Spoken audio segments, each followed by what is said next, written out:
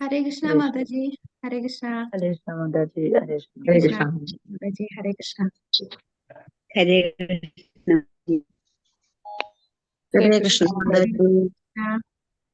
हरे जी। जी। कृष्णा। हरे कृष्णा कृष्णा कृष्णा हरे हरे हरे राम राम राम हरे हरे कृष्णा। ओम अज्ञानतिमिरान्धस्य ज्ञानाञ्जनाशलाकया चक्षुरुन्मीलितं येन तस्मै श्रीगुरुवे नमः। नमो विष्णुपादाय कृष्णप्रेष्ठाय भूतले श्रीमते भक्तिवेदान्तस्वामिनेति नामिने। नमस्ते सरस्वते देवे गौरवाणी प्रचारिणे सर्वविशेषशून्यवादि पाश्चात्यदेशतारिणे। जय श्री कृष्ण चैतन्य प्रभु नित्यानंद श्री अद्वैत गदाधर श्रीवासादि गौरभक्तवृंद। हरे कृष्णा कृष्णा कृष्णा हरे हरे हरे राम राम राम हरे हरे। हरे कृष्णा कृष्णा कृष्णा हरे हरे हरे राम राम हरे हरे। हरे कृष्णा कृष्णा कृष्णा हरे राम राम हरे हरे। ഹരേ കൃഷ്ണ. ശ്രീ ശ്രീ രാധാ ഗോവിന്ദ് ടെമ്പിൾ ഇസ്കോൺ മാംഗ്ലൂരിന്റെ ലെവൽ 3 ഭക്തി രസാമൃത സിന്ധു ക്ലാസ്സിലേക്ക് എല്ലാവർക്കും സ്വാഗതം. നമ്മളപ്പോ ലെവൽ 3-ലെ അവസാനത്തെ പുസ്തകമാണ് ഭക്തി രസാമൃത സിന്ധു. നമ്മൾ ഇതുവരെ ഈശോപനിഷത്ത് കണ്ടു, പിന്നെ ഉപദേശാമൃതം കണ്ടു. അപ്പൊ ഇന്ന് മുതൽ നമ്മള് ഭക്തി രസാമൃത സിന്ധു. അപ്പൊ ഭക്തി രസാമൃത സിന്ധു എന്ന പുസ്തകത്തെ കുറിച്ച് പറയുകയാണെങ്കിൽ ഇത് നമ്മളുടെ എക്സ്ക്ലൂസീവ്, നമ്മുടെ ഗൗഡീയ വൈഷ്ണവരുടെ ഏറ്റവും പ്രധാനപ്പെട്ട പുസ്തകമാണ് ഭക്തി രസാമൃത സിന്ധു. നമ്മൾ ഈശോപനിഷത്ത് കണ്ടു. ഈശോപനിഷത്ത് എന്ന് പറയുമ്പം നമ്മുടെ പരമദിവ്യോത്തമ പുരുഷൻ, അത് ഭഗവാൻ, പരമനിരപേക്ഷ സത്യം ഒരു വ്യക്തിയാണ് എന്ന് പ്രഭുപാദർ ഈശോപനിഷത്തിലെ ശ്ലോകത്തിലൂടെ നമുക്ക് മനസ്സിലാക്കി തന്നു. ശരിക്കും ഈശോപനിഷത്ത് എന്ന് പറഞ്ഞാൽ അവ്യക്തിഗതവാദികൾക്ക് ഏറ്റവും ഇഷ്ടമുള്ള ഒരു പുസ്തകമാണ്. കാരണം അവിടെ അവർ അവ്യക്തിഗതമായിട്ടാണ് പറയുന്നത്. എന്നാൽ ആ പറയുന്ന വാക്കുകളുടെ അർത്ഥം എന്താണെന്ന് നമുക്ക് പ്രഭുപാദർ പറഞ്ഞു തന്നു. പിന്നെ ഉപദേശാമൃതത്തിൽ കൂടുതലും സാധന, എങ്ങനെ നമ്മളുടെ സാധനയെ സഹായിക്കുന്ന കാര്യങ്ങളാണ് ആ പുസ്തകത്തില് പറയുന്നത്. ഇനി ഈ പറഞ്ഞ ഈശോപനിഷത്ത് എന്ന് പറയുന്നത് മറ്റു പല ആധ്യാത്മിക സംഘടനകളും സ്വീകരിക്കുന്ന ഒരു പുസ്തകമാണ്. പക്ഷെ ഭക്തി രസാമൃത സിന്ധു ഇത് ഗൗഡീയ വൈഷ്ണവരുടെ, മറ്റ് സമ്പ്രദായത്തിലുള്ളവരെക്കാളും വൈഷ്ണവ സമ്പ്രദായത്തിൽ തന്നെ പല സെക്ഷൻ ഉണ്ട്. ശ്രീ സമ്പ്രദായം, ഹിംബാർക്ക സമ്പ്രദായം, അങ്ങനെ പല സെക്ഷനിലുണ്ട്. അതില് ഗൗഡീയ വൈഷ്ണവ, നമ്മുടെ ബ്രഹ്മമധ്വ ഗൗഡീയ വൈഷ്ണവ സമ്പ്രദായത്തിലാണ് നമ്മുടെ ഈ ഒരു പുസ്തകം കേന്ദ്രീകരിക്കുന്നത്. ഇത് രചിച്ചത് രൂപ ഗോസ്വാമിയാണ്. ചൈതന്യ മഹാപ്രഭുവിന്റെ നിർദ്ദേശപ്രകാരമാണ് രൂപ ഗോസ്വാമി ഈ ഒരു പുസ്തകം രചിച്ചത്. അപ്പം ഈ ഒരു പുസ്തകം എല്ലാവരുടെയും കയ്യിൽ ഈ ബുക്ക് ഉണ്ടോ? ഹരേ കൃഷ്ണ. എത്ര പേരുടെ കയ്യിൽ ഈ പുസ്തകം ഉണ്ട്? ഭക്തി രസാമൃത സിന്ധു. ഹരേ കൃഷ്ണ ഉണ്ട് മാതാജി. ഉണ്ട്. ഓക്കെ. അപ്പൊ ഈ ഒരു ബുക്ക് കണ്ടോ? നമ്മളുടെ കൃഷ്ണ ബുക്ക് പോലെയാണല്ലേ? കൃഷ്ണ ബുക്കും ഈ എന്ന് പറഞ്ഞാൽ എന്താണ്? അവിടെ ഈ നമ്മൾ കണ്ട ഭഗവത്ഗീത ആയാലും, ഇപ്പം നമ്മള് ഈശോപനിഷത്ത് കണ്ടു, പിന്നെ നമ്മളെ ശ്രീമദ് ഭാഗവതം, കൂടാതെ ഉപദേശാമൃതം ഒക്കെ നോക്കുമ്പോൾ ഓരോ ശ്ലോകത്തിന്റെ ഓരോ വാക്കുകളുടെ അർത്ഥം, പിന്നെ അതിന്റെ ട്രാൻസ്ലേഷൻ, ഭാവാർത്ഥം, ഇങ്ങനെയാണ് നമ്മൾ കണ്ടത്. പക്ഷെ ഭക്തി രസാമൃത സിന്ധു എന്ന് പറയുന്നത് ഒരു സംക്ഷിപ്ത രൂപത്തിലുള്ള ഒരു ബുക്കാണ് നമ്മളുടെ കയ്യിലിരിക്കുന്നത്. ശരിക്കും ഭക്തി രസാമൃത സിന്ധു എന്ന് പറഞ്ഞാൽ അത് രൂപ ഗോസ്വാമി രചിച്ചതാണ്. അതിനകത്ത് 2129 ശ്ലോകങ്ങളുണ്ട്. രൂപ ഗോസ്വാമി 2100ഓളം ശ്ലോകങ്ങളുള്ള ഒരു പുസ്തകം, ശ്ലോകങ്ങളുള്ള ഒരു ബുക്കാണ് ഭക്തി രസാമൃത സിന്ധു. എന്നാൽ ശ്രീല പ്രഭുപാദർ നമുക്ക് അതിനെ സംക്ഷിപ്തമാക്കി തന്നതാണ് നമ്മളുടെ കയ്യിലുള്ള ഈ ഭക്തി രസാമൃത സിന്ധു. അത് നെക്ടർ ഓഫ് ഡിവോഷൻ. അപ്പൊ നെക്ടർ ഓഫ് ഡിവോഷൻ എഴുതിയത് നമ്മുടെ ശ്രീല പ്രഭുപാദരാണ്. കാരണം അദ്ദേഹത്തിന്റെ ആ സമയം തന്റെ കാലം പെട്ടെന്ന് കഴിയും എന്നുള്ള തോന്നൽ കൊണ്ടും, കൂടാതെ ഏറ്റവും പ്രധാനപ്പെട്ട പുസ്തകമാണ് ഭക്തിരസാമൃത സിന്ധു. അപ്പൊ അത് ആൾക്കാരിൽ എത്തിക്കാൻ അവർക്ക് ഏറ്റവും എളുപ്പത്തിൽ മനസ്സിലാകുന്ന രീതിയിൽ ചുരുക്കി എഴുതിയതാണ് നമ്മളുടെ കയ്യിലുള്ള ഈ ഭക്തിരസാമൃത സിന്ധു. അത് നെക്ടർ ഓഫ് ഡിവോഷൻ എന്നാണ് നമ്മൾ ഇംഗ്ലീഷില് ഈ ബുക്കിന്റെ പേര്. അപ്പൊ ശരിക്കും ശ്ലോകങ്ങളുണ്ട്. ഇപ്പൊ അദ്ദേഹം കുറച്ചുകൂടെ നാള് ജീവിച്ചിരുന്നുവെങ്കിൽ തീർച്ചയായിട്ടും നമുക്ക് ഭഗവത്ഗീത പോലെ ഈ 2000 ശ്ലോകങ്ങള്, ഓരോ ശ്ലോകത്തിന്റെ വാക്ക്, ശ്ലോകത്തിന്റെ ട്രാൻസ്ലേഷൻ, പർപ്പോട്ട് അങ്ങനെ നമുക്ക് ലഭിച്ചേനെ. എന്നാൽ ഇത് നമുക്ക് എല്ലാവർക്കും മനസ്സിലാകാൻ അത്യാവശ്യമുള്ള കാര്യങ്ങളെല്ലാം സംക്ഷിപ്തമാക്കി നമുക്ക് തന്നതാണ് ഭക്തിരസാമൃത സിന്ധു എന്ന ഈ പുസ്തകം. അപ്പൊ ആരാണ് ശരിക്കും ഭക്തിരസാമൃത സിന്ധു രചിച്ചത്? ആരാണ്? രൂപ ഗോസ്വാമിയാണ്. രൂപ ഗോസ്വാമി ആരാണ്? രൂപ ഗോസ്വാമിയെ കുറിച്ച് നമ്മൾ ഉപദേശാമൃതം എടുത്തപ്പോ പറഞ്ഞിരുന്നു. 6 ഗോസ്വാമിമാരിൽ ഒരാളാണ് നമ്മുടെ രൂപ ഗോസ്വാമി, അല്ലെ? അപ്പൊ രൂപ ഗോസ്വാമി, സനാതന ഗോസ്വാമി, അവരുടെ ഹിസ്റ്ററി നമ്മൾ പറഞ്ഞിട്ടുണ്ട്, എന്നാലും പെട്ടെന്ന് പറയാം. അതിനു മുമ്പ് തന്നെ നമുക്ക് ശ്രീ ശ്രീ രാധാ ഗോവിന്ദ് കി ജയ്, ശ്രീല പ്രഭുപാദ് കി ജയ്, ഈ 6 ഗോസ്വാമിമാർക്കുമുള്ള സമർപ്പണം. കാരണം നമുക്ക് ഈ ഭക്തിരസാമൃത സിന്ധു എന്ന് പറഞ്ഞാൽ കുറച്ച് ആഴത്തിലുള്ള ഒരു ബുക്കാണ്. അത് നമുക്ക് മനസ്സിലാക്കാൻ കുറച്ച് പ്രയാസമാണ്. കാരണം ഇതിനകത്ത് മാധുര്യ രസത്തെ പറ്റി കൂടുതൽ വർണ്ണിക്കുന്ന പുസ്തകമാണ്. ഭഗവാനോട് മാധുര്യ ഭാവത്തിലുള്ള സേവനം, അതിന് പ്രാധാന്യം കൊടുക്കുന്ന ബുക്കാണ്. പിന്നെ കൂടാതെ നമ്മളെ ഭക്തിയിൽ എങ്ങനെ മുന്നേറണം, ഭക്തിയിലെ സാധന എങ്ങനെയാണ് ചെയ്യേണ്ടത്, അതിനെയൊക്കെ കൂടുതൽ ആഴത്തിൽ നമുക്ക് പറഞ്ഞു തരുന്നുണ്ട്. സാധന ചെയ്യുന്നതും ക്രമേണ ക്രമേണ എങ്ങനെയാണ് നമ്മൾ ഭക്തിയിൽ ഉയരേണ്ടത്, എത്ര സീരിയസ് ആയിട്ട് നമ്മൾ ഭക്തിയിൽ മുന്നേറണം, അങ്ങനെ മാധുര്യ രസത്തിലെത്തുന്നതും ആ മാധുര്യ രസത്തിന്റെ പ്രാധാന്യത്തെ കുറിച്ചുമെല്ലാം കൂടുതൽ വർണ്ണിക്കുന്ന പുസ്തകമാണ് ഭക്തിരസാമൃത സിന്ധു. അപ്പോ ഗൗഡീയ വൈഷ്ണവരുടെ ഏറ്റവും പ്രധാനപ്പെട്ട പുസ്തകമാണ്.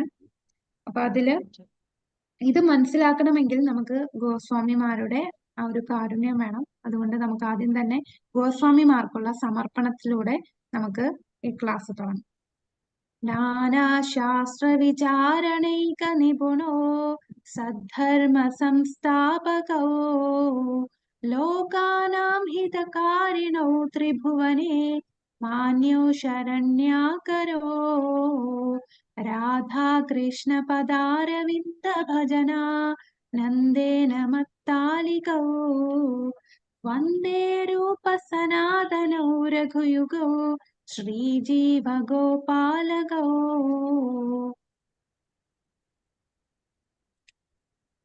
6 ഗോസ്വാമിമാർക്ക് ഞാൻ ആദരവോടെ പ്രണാമം അർപ്പിക്കുന്നു. ശ്രീ സനാതന ഗോസ്വാമി. ആരൊക്കെയാണ് 6 ഗോസ്വാമിമാര്?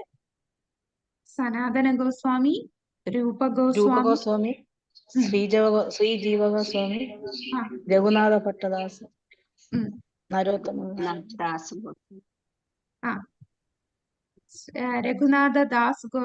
രഘുനാഥ ഭട്ട ഗോസ്വാമി, രഘുനാഥ ദാസ് ഗോസ്വാമി, ജീവ ഗോസ്വാമി, ഗോപാല ഭട്ട ഗോസ്വാമി, അല്ലെ? അപ്പം രഘുനാഥ ഭട്ട ഗോസ്വാമി, ഗോപാല ഭട്ട ഗോസ്വാമി, രഘുനാഥ ദാസ് ഗോസ്വാമി, പിന്നെ സനാതന ഗോസ്വാമി, രൂപ ഗോസ്വാമി, ശ്രീ ജീവ ഗോസ്വാമി. ഇപ്പൊ ഈ 6 ഗോസ്വാമിമാര് ഇവരെല്ലാരും എന്താണ്? മനുഷ്യരുടെ പ്രയോജനത്തിനായി ശാശ്വതമായ തത്വങ്ങൾ സ്ഥാപിക്കുക എന്ന ലക്ഷ്യത്തോടെ എല്ലാ വേദഗ്രന്ഥങ്ങളും സൂക്ഷ്മമായി പഠിച്ചു. എല്ലാ വേദഗ്രന്ഥങ്ങൾ എന്ന് പറഞ്ഞാൽ ഹിന്ദുക്കളുടെ വേദഗ്രന്ഥം മാത്രമല്ല, മറ്റു പല മതത്തിലുള്ള വേദഗ്രന്ഥങ്ങളെല്ലാം, ഖുറാൻ ആയാലും ബൈബിൾ ആയാലും ബുദ്ധിസ്റ്റുകളുടെ ആയാലും ജൈനിസം ആയാലും എല്ലാം. അപ്പം പാശ്ചാത്യ ദേശത്തിലുള്ള വേറെ ഏതൊക്കെ ഗ്രന്ഥങ്ങളുണ്ടോ അതെല്ലാം സൂക്ഷ്മമായി പഠിക്കുന്നതിൽ വിദഗ്ധരായിരുന്നു അവർ. കൂടാതെ നമ്മളുടെ ഋഗ്വേദം, യജുർവേദം, 4 വേദങ്ങൾ എല്ലാം പഠിച്ചു. എന്നിട്ട് ഈ വേദങ്ങളിൽ നിന്നെല്ലാം എന്താണ് നമ്മൾ ചെയ്യേണ്ടതെന്നുള്ള സത്ത് നമുക്ക് പറഞ്ഞു തന്നു ഈ ഗോസ്വാമിമാർ. അതുകൊണ്ട് നമുക്ക് റിസർച്ച് ഒന്നും ചെയ്യേണ്ട ആവശ്യമില്ല, ഇതെല്ലാം ഗോസ്വാമിമാർ ചെയ്തു കഴിഞ്ഞു. അവർ ഈ 3 ലോകങ്ങളിലും ബഹുമാനിക്കപ്പെടുന്നവരാണ്. അവരെ അഭയം പ്രാപിക്കേണ്ടതാണ്. കാരണം ഈ 6 ഗോസ്വാമിമാരെന്ന് പറയുന്നത് സാധാരണ മനുഷ്യരല്ല.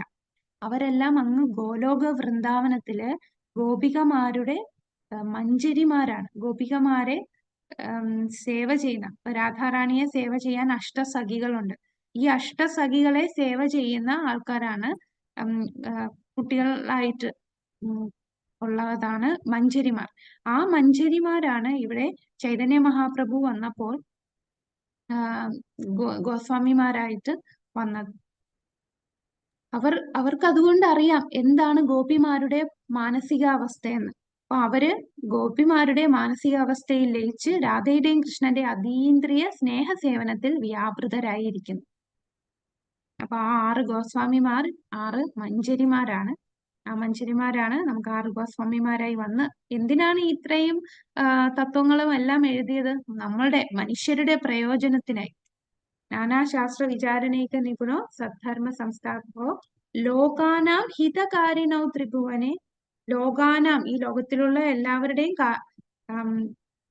ഹിതത്തിനായിട്ട് പ്രയോജനത്തിനായിട്ടാണ് ഈ 6 ഗോസ്വാമിമാർ സൂക്ഷ്മമായിട്ട് എല്ലാ വേദഗ്രന്ഥങ്ങളും വിദഗ്ധമായി പഠിച്ച് അതിന്റെ സത്ത നമുക്ക് തന്നെ. അപ്പൊ അവർ 3 ലോകങ്ങളിലും ബഹുമാനിക്കപ്പെടുന്നവരാണ്. അവരെയാണ് നമ്മൾ ശരണം പ്രാപിക്കേണ്ടത്. അപ്പൊ ഗോസ്വാമിമാർക്ക് ശരണം പ്രാപിച്ച് നമുക്ക് ഇന്നത്തെ ക്ലാസ്സിൽ കടക്കാം. അപ്പൊ ആദ്യം ഇതില് ആമുഖമാണ്.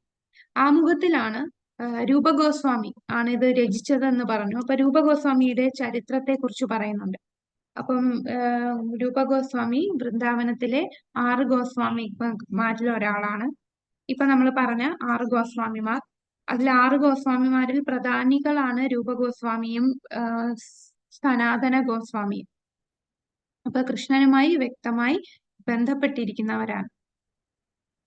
അപ്പോ ഈ 2 ഗോസ്വാമിമാരും ശരിക്കും ബ്രദേഴ്സ് ആണ്. രൂപഗോസ്വാമി സനാതന ഗോസ്വാമി രണ്ടുപേരും സഹോദരങ്ങളാണ്.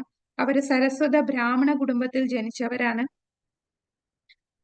ഒരുപാട് ഭയങ്കര ബ്രില്യന്റ് ആയിട്ടുള്ള വ്യക്തികളായിരുന്നു ഇവർ. വളരെ പണ്ഡിതരായിരുന്നു. അപ്പൊ ഇവരുടെ ഈ ബുദ്ധി സാമർഥ്യം കണ്ടിട്ട് അന്നത്തെ ഭരണാധികാരിയായിട്ടുള്ള നവാബ് ഹുസൈൻ ഷാ ബംഗാളിലെ മന്ത്രിസഭയിലേക്ക് ഇവരെ മന്ത്രിമാരായിട്ട് ക്ഷണിച്ചു.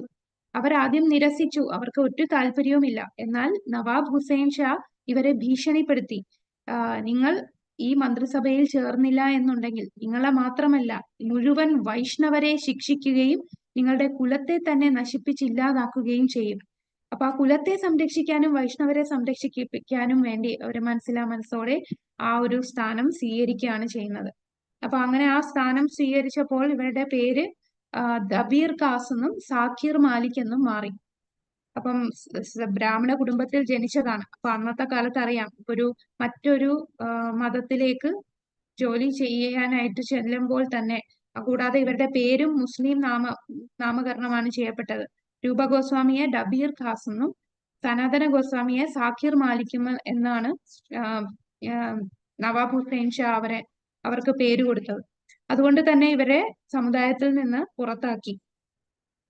എന്നാൽ ഇവർ ആ മന്ത്രിസഭയിൽ ജോലി ചെയ്യുമ്പോഴും നല്ല കാര്യക്ഷമമായിട്ട് ജോലി ചെയ്യുന്നെങ്കിലും പുറമേ അവര് ദബീർ ഖാസും സാക്കിർ മാലിക്കിനെയും പോലാണെങ്കിലും ഉള്ളിൽ അവർ ഭക്തി ചെയ്തുകൊണ്ടിരിക്കുകയായിരുന്നു. അവർക്ക് ഇവിടെ നിൽക്കാൻ ഒരു താല്പര്യവുമില്ലായിരുന്നു. എന്നാൽ ഇവരുടെ നല്ല രീതിയിൽ ഭരണം കാഴ്ചവെച്ചത് കൊണ്ട് തന്നെ നവാബ് ഹുസൈൻ ഷാ അവർക്ക് ആവശ്യമുള്ള കാര്യങ്ങളെല്ലാം ചെയ്തു കൊടുക്കുമായിരുന്നു. കാരണം ഇവർ നല്ല രീതിയിൽ ഭരണത്തിന് സഹായിക്കുന്നത് കൊണ്ട്, അവരുടെ കാര്യക്ഷമത കണ്ട്, അത്രയും ബ്രില്യന്റ് ആയിട്ടുള്ളവരായതുകൊണ്ട് അവർക്ക് വേണ്ട കാര്യങ്ങളൊക്കെ ചെയ്തു കൊടുക്കും. അതുകൊണ്ട് തന്നെ അവർക്ക്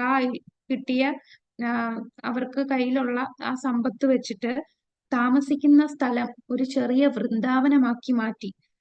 ഒരു വൃന്ദാവനത്തിന്റെ ഒരു റെപ്ലിക്ക പോലെ അവിടെ അവർ ഉണ്ടാക്കിയിരുന്നു. അപ്പൊ അവിടെ മനസ്സെപ്പോഴും ഭഗവാനെ കുറിച്ചുള്ള ചിന്തയാണ്, ഭഗവാനെ ഭക്തിയുത സേവനം ചെയ്യുകയാണ്. രാമകേളി എന്ന സ്ഥലത്ത് വെച്ച് രഹസ്യമായി രണ്ടുപേർക്കും ചൈതന്യ മഹാപ്രഭുവിനെ കാണാൻ സാധിച്ചു. അപ്പൊ ആദ്യമായിട്ട് ചൈതന്യ മഹാപ്രഭുവിനെ രണ്ടുപേരും കണ്ടത് രാമകേളിയിൽ വെച്ചിട്ടാണ്. അപ്പൊ രണ്ടുപേർക്കും മനസ്സിന് മാറ്റമുണ്ടായി. എത്രയും വേഗം ഇതെല്ലാം പരിത്യജിച്ച് ചൈതന്യ മഹാപ്രഭുവിന്റെ കൂടെ പോകാൻ അവർ ആഗ്രഹിച്ചു.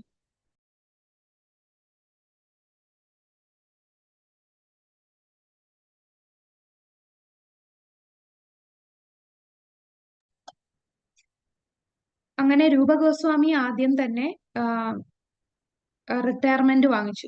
വോളണ്ടറി റിട്ടയർമെന്റ് വാങ്ങിക്കുകയാണ്. നേരത്തെ റിട്ടയർ ചെയ്ത് തനിക്ക് ഇനി ജോലി ചെയ്യാൻ താല്പര്യമില്ല, ഇറങ്ങുകയാണെന്ന് പറഞ്ഞപ്പോ അദ്ദേഹം വോളണ്ടറി റിട്ടയർമെന്റ് എടുക്കുമ്പം കുറെ ഇവർക്ക് സമ്പത്ത് കൊടുക്കും.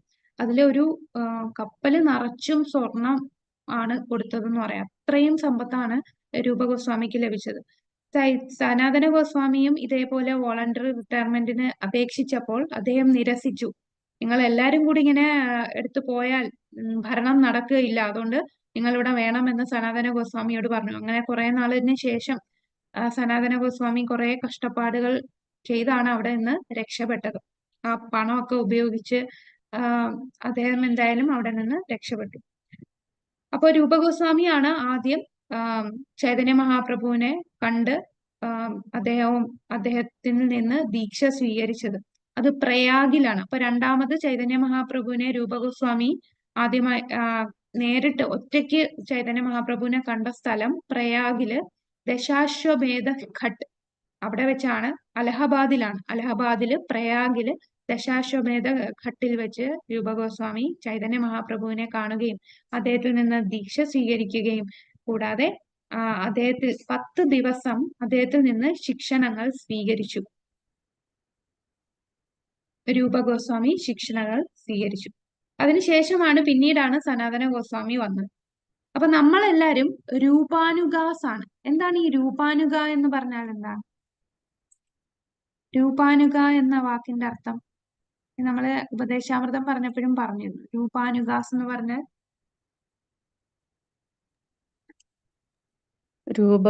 ഗോസ്വാമിയെ രൂപഗോസ്വാമിയെ ഫോളോ ചെയ്യുന്നവരല്ലേ, അതായത് രൂപഗോസ്വാമിയെ അനുഗമിക്കുന്നവർ. ഗോസ്വാമിയെ അനുഗമിക്കുന്നതിന്, അതായത് രൂപഗോസ്വാമിയുടെ നിർദ്ദേശങ്ങളാണ് നമ്മൾ പാലിക്കുന്നത്.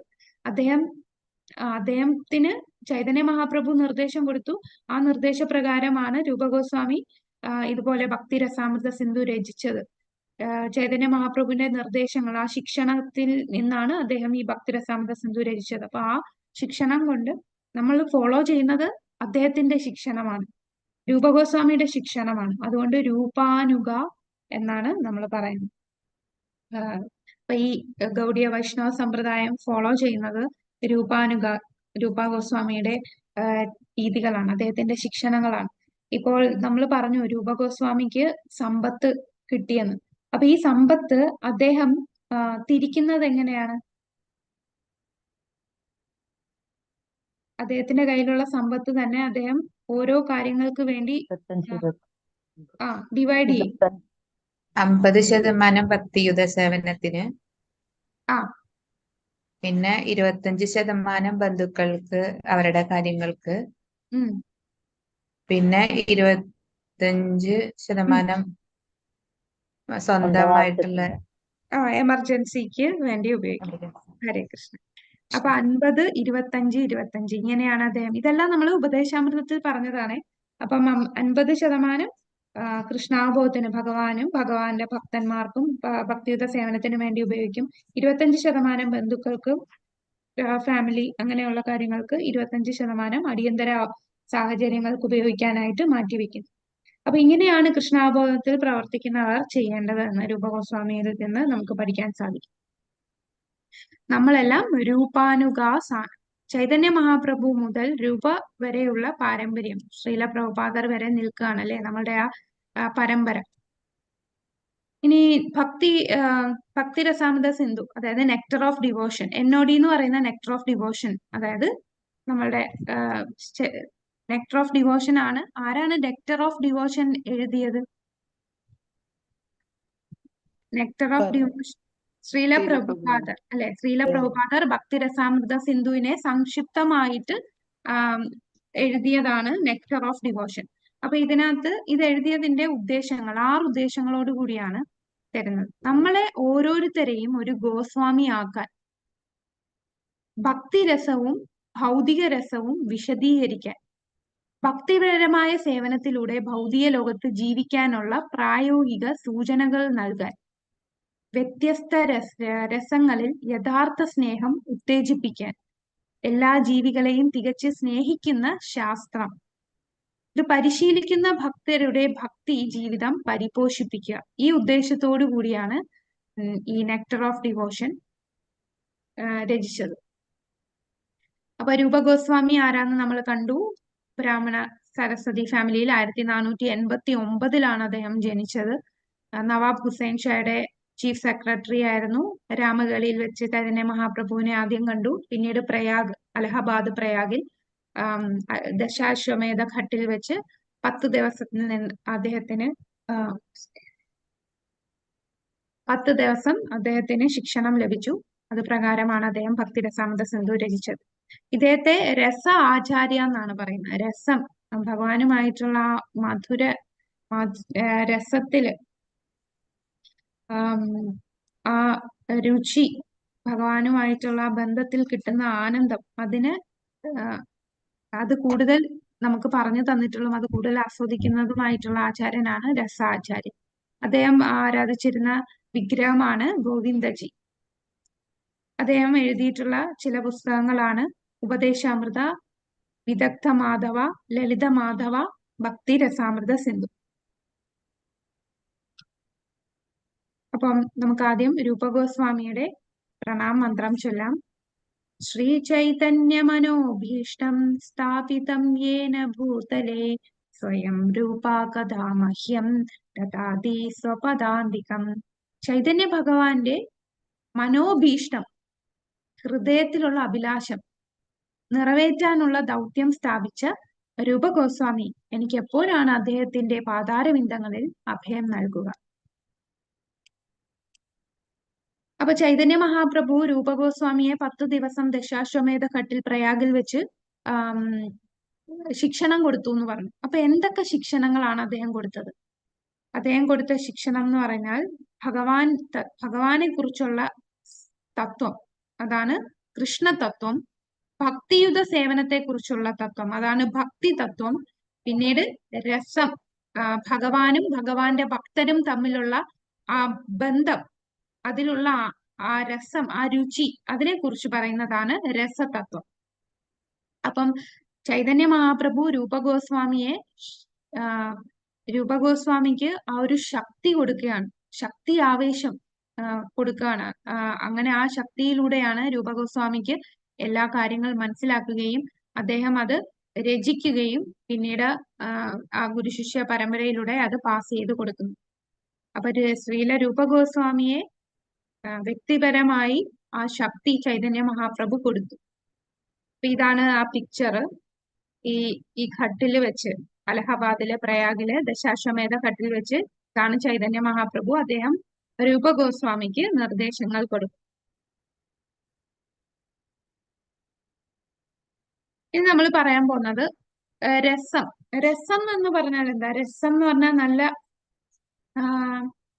ഇപ്പൊ നമ്മളൊരു ഉദാഹരണം പറഞ്ഞാൽ നല്ല മാമ്പഴം, നല്ല പഴുത്ത മാമ്പഴത്തില് ഉള്ള രുചി, അത് ഭയങ്കര, അതിന്റെ ആ ജ്യൂസിൽ നിന്ന് നമുക്ക് കിട്ടുന്ന ആ രുചിയാണ് രസം. അപ്പൊ രസം എന്ന് പറയുമ്പോൾ നമുക്കൊരു തരം സുഖം ലഭിക്കുന്നത്, നമുക്ക് അതിലൊരു ആനന്ദം അല്ലെങ്കിൽ സുഖം, സന്തോഷവും സുഖവും ലഭിക്കുന്നതാണ് രസം എന്ന് പറയാം. അപ്പൊ ഈ രസം തന്നെ 2 തരത്തിലുള്ള രസമുണ്ട്. ഭക്തിയിൽ കിട്ടുന്ന രസമുണ്ട്, ഭൗതികമായിട്ടുള്ള രസവുമുണ്ട്. ഭക്തിയിലൂടെ നമുക്ക് കിട്ടുന്ന രസം എന്ന് പറഞ്ഞാൽ അത് ഭക്തി എന്ന് പറയുമ്പോൾ അത് ഭക്തിയുത സേവനമാണ്. ഇവിടെ ഭക്തി രസ അമൃത സിന്ധു, ഭക്തി രസ അമൃത സിന്ധു. അപ്പൊ ഓരോ വാക്കും എന്താണെന്ന് നമുക്ക് നോക്കാം. ഭക്തി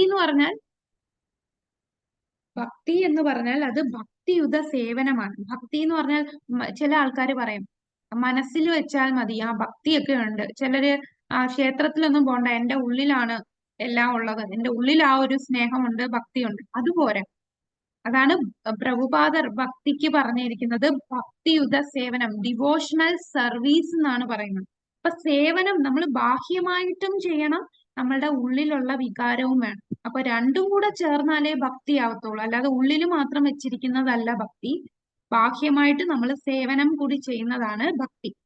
അപ്പൊ ഭക്തി എന്ന് പറഞ്ഞാൽ ഭക്തിയുത സേവനമാണ്, സർവീസ് വേണം.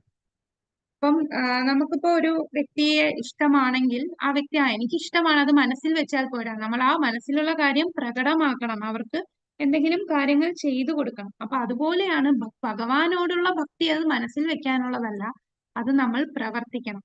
അപ്പൊ ഈ സ്നേഹം എന്ന് പറഞ്ഞാൽ പല തലത്തിലുള്ള ഉണ്ടല്ലേ.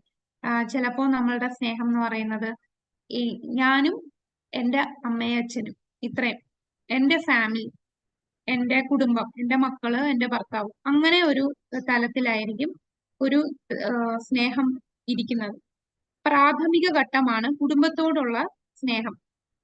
അപ്പം ഈ ഒരു പ്രാഥമിക ഘട്ടം കുടുംബത്തിലുള്ള സ്നേഹം എന്ന് പറയുമ്പോൾ നമ്മൾ ആ സ്നേഹം മനസ്സിൽ വെക്കുകയല്ല, നമ്മളത് അവരെ പ്രകടമാക്കും, നമ്മൾ അവർക്ക് വേണ്ടി സേവനങ്ങൾ ചെയ്യും. അപ്പോ ഈ എല്ലാവർക്കും സേവനം ചെയ്യുന്നതിന് തുല്യം ഭഗവാന് സേവനം ചെയ്താൽ എല്ലാവർക്കും സേവനം ചെയ്യുന്നതാണ്. കാരണം ഭഗവാൻ എന്താണ്, നമ്മൾ വേരിന് വെള്ളം ഒഴിക്കുന്നത് പോലെയാണ് ഭഗവാനെ സേവനം ചെയ്യുന്നത്. എല്ലാവരെയും പ്രകാശിപ്പിക്കുന്ന ഒരു സ്വിച്ച് പോലെയാണ് ഭഗവത് സേവനം ചെയ്താൽ നമുക്ക് ലഭിക്കുന്നത്. അപ്പൊ ഇതെല്ലാം ശരിക്കും നമ്മൾ ചെയ്യുന്ന ഏറ്റവും വലിയ സേവനം എല്ലാരെയും ഭക്തിയിലേക്ക് കൊണ്ടുവന്ന് ഭഗവാനിലേക്ക് കണക്ട് ചെയ്യുക എന്നുള്ളതാണ്. അതാണ് ഏറ്റവും വലിയ സേവനം. ഇനി ഭക്തി രസം. രസം എന്ന് പറഞ്ഞാൽ ആ ഒരു ജ്യൂസ്, അതിലുള്ള ആ ടേസ്റ്റ്, ആ രുചി. അത് തന്നെ 2 തരമുണ്ട്. ലൗകികമായിട്ടുള്ള രസമുണ്ട്, ഭക്തിയിലുള്ള രസമുണ്ട്. അപ്പൊ ലൗകിക രസം എന്ന് പറഞ്ഞാൽ അത് ചപല സുഖമാണ്. ചപല സുഖം എന്ന് പറഞ്ഞാൽ എന്താണ്? ചപല സുഖം, ആ വാക്കിന്റെ അർത്ഥം എന്താണ്?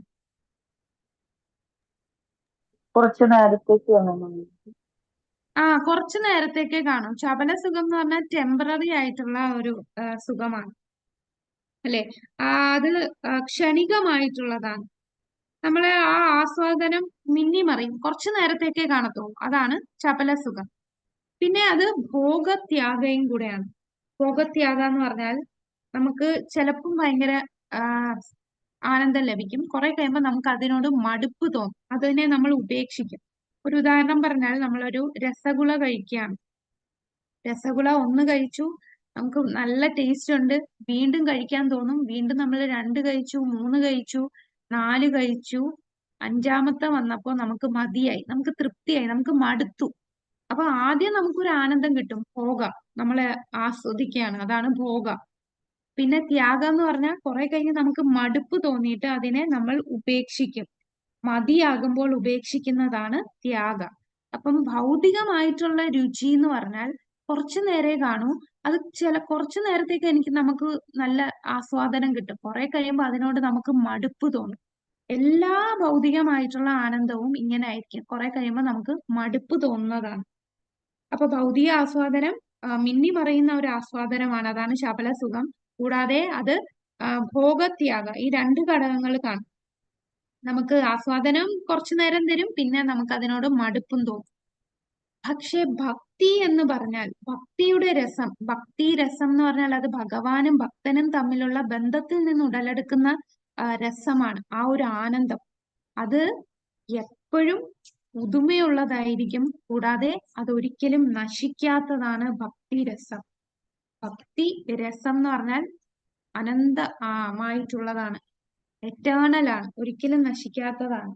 അതിലൊരിക്കലും നമുക്ക് വിരക്തി ഉണ്ടാകാത്തതാണ്, നമുക്ക് മടുപ്പ് തോന്നാത്ത ഒന്നാണ് ഭക്തിയിലൂടെയുള്ള രസം. ഇനി അടുത്ത വാക്കാണ് ഭക്തി രസ അമൃത. അമൃത് എന്ന് പറഞ്ഞാൽ എന്താ? അമൃത് എന്ന് പറഞ്ഞാൽ ആ വാക്കിന്റെ അർത്ഥം മാധുര്യമുള്ളതെന്നാണ്. നമ്മൾ പറയില്ലേ, അമൃത് കഴിച്ചു കഴിഞ്ഞാൽ എന്ത് സംഭവിക്കില്ല? മരിക്കാത്തത്. ഒരു മരണമില്ലാത്ത, അതായത് ഒരിക്കലും നശിക്കാത്തത് എന്നാണ്, ആ മരണമില്ലാത്തതാണ്. അപ്പം അമൃതാണ് നമ്മളുടെ ഈ ഭക്തി രസം എന്ന് പറയുന്ന ഒരു അമൃതാണ്. അമൃതം എന്ന് പറഞ്ഞാൽ ഭക്തിയിൽ ഒരിക്കലും നാശം സംഭവിക്കില്ല, ഒരിക്കലും മരണമില്ല ഭക്തിയില്. അത് എന്നെന്നും നിലനിൽക്കുന്നതാണ്, എറ്റേണലാണ്. കാരണം നമ്മളുടെ ഭൗതികമായിട്ട് എന്ത് നേടിയാലും മരിക്കുന്നതോടുകൂടി ആ ഭൗതികമായിട്ട് നേടിയതെല്ലാം നശിക്കും. പക്ഷെ ഭക്തി എന്ന് പറഞ്ഞാൽ സ്വല്പം അഭ്യസ്യ ധർമ്മസ്യ ത്രായതേ മഹതോപായത. നമ്മൾ സ്വല്പം ചെയ്താൽ പോലും അത് നമ്മളെ മഹാഭയങ്ങളിൽ നിന്ന്, നമ്മളെ മരണത്തിൽ നിന്ന് രക്ഷിക്കുന്നതാണ് ഈ ഭക്തി എന്ന് പറയുന്നത്. കാരണം നമ്മൾ ഈ ഒരു ജന്മത്തില് ഭക്തി ചെയ്തതെല്ലാം നമ്മൾ ഈ ശരീരം നശിച്ചാലും അടുത്ത ജന്മത്തിൽ അത് നമ്മുടെ കൂടെ വരും ഭക്തി. അല്ലാതെ നമ്മളുടെ ഭൗതികമായിട്ടുള്ള എഡ്യൂക്കേഷൻ ഒന്നും നമ്മളുടെ കൂടെ വരില്ല. ഭൗതികമായിട്ട് നേടിയ സമ്പത്തും പേരും പ്രശസ്തിയും ഒന്നും അടുത്ത ജന്മം വരുമ്പോ ഇതൊന്നും കാണില്ല. പക്ഷെ ഭക്തി എന്ന് പറയുന്നത് ജനന മരണ ചക്രത്തെ നിർത്തുന്നതാണ്. ഭഗവാനുമായിട്ട് ബന്ധിപ്പിച്ച് തിരിച്ച് നമ്മളുടെ ഒറിജിനൽ വീട്ടിലേക്ക് കൊണ്ടുപോകുന്നതാണ് ഭക്തി. അതൊരിക്കലും നശിക്കാത്ത അമൃതാണ്. അത് നമ്മളെ മരണത്തിൽ നിന്ന് രക്ഷിക്കുന്നതാണ്. ഭക്തി നമ്മളുടെ കൂടെ വരും. സിന്ധു എന്ന് പറഞ്ഞാൽ സിന്ധു എന്ന സാഗരം. സാഗരം, കടല് അല്ലെ. അപ്പം ഇത് ആനന്ദത്തിന്റെ സമുദ്രമാണ്. അപ്പൊ ഭക്തിയുടെ അമൃതത്തിലെ സമുദ്രം. അപ്പൊ ഭക്തിരസാമൃത സിന്ധു നമ്മൾ പഠിക്കുമ്പോൾ നമുക്ക് ഞാനെന്ന ഭാവം ഇല്ലാതാവും, നമ്മളുടെ അഹങ്കാരം ഇല്ലാതാകും, നമ്മൾ കുറച്ചുകൂടെ ഹയർ ലെവലിൽ ഉയർന്ന തലത്തിലേക്ക് എത്തിക്കും. ഭഗവാന്റെ പ്രേമത്തിലേക്ക് എത്തിക്കുന്നത് എങ്ങനെയാണെന്നെല്ലാം നമുക്ക് ഭക്തിരസാമൃത സിന്ധു പറഞ്ഞത്. പിന്നെ ഇതൊരു കടല് പോലെയാണ്. കടലെന്ന് പറയുമ്പോൾ അതിൽ നിന്ന് കിട്ടുന്ന ആനന്ദം നമുക്ക് കമ്പയർ ചെയ്യാൻ പറ്റില്ലല്ലേ. ഈ ഭൗതികമായിട്ടുള്ള ആനന്ദം എന്ന് പറഞ്ഞാൽ കടലിലെ ഒരു തുള്ളിയിൽ നിന്ന് കിട്ടുന്ന ആനന്ദം മാത്രമേ ഉള്ളൂ. പക്ഷേ ഭക്തിയുടെ ആനന്ദം അത് സമുദ്രം പോലെയാണ്. നമുക്ക് കുറച്ച് തുള്ളി ഇന്ദ്രിയ സുഖം സംഭരിക്കാൻ കഴിഞ്ഞേക്കും, എന്നാൽ എല്ലാവരും എപ്പോഴും ലഭ്യമായ ഒരു ഭക്തി രസാമൃത സമുദ്രം എപ്പോഴും ലഭ്യമാണ്. ഭക്തിരസാമൃത മനസ്സിലാക്കുന്നതിലൂടെ നമുക്ക് ആ സമുദ്രത്തിലേക്ക് ആഴത്തിൽ പോകാൻ സാധിക്കും.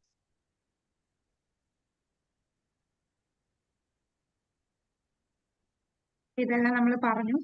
ഇനി നമ്മൾ നേരത്തെ പറഞ്ഞു അല്ലെ, സ്നേഹത്തിനെ കുറിച്ച് പറഞ്ഞു.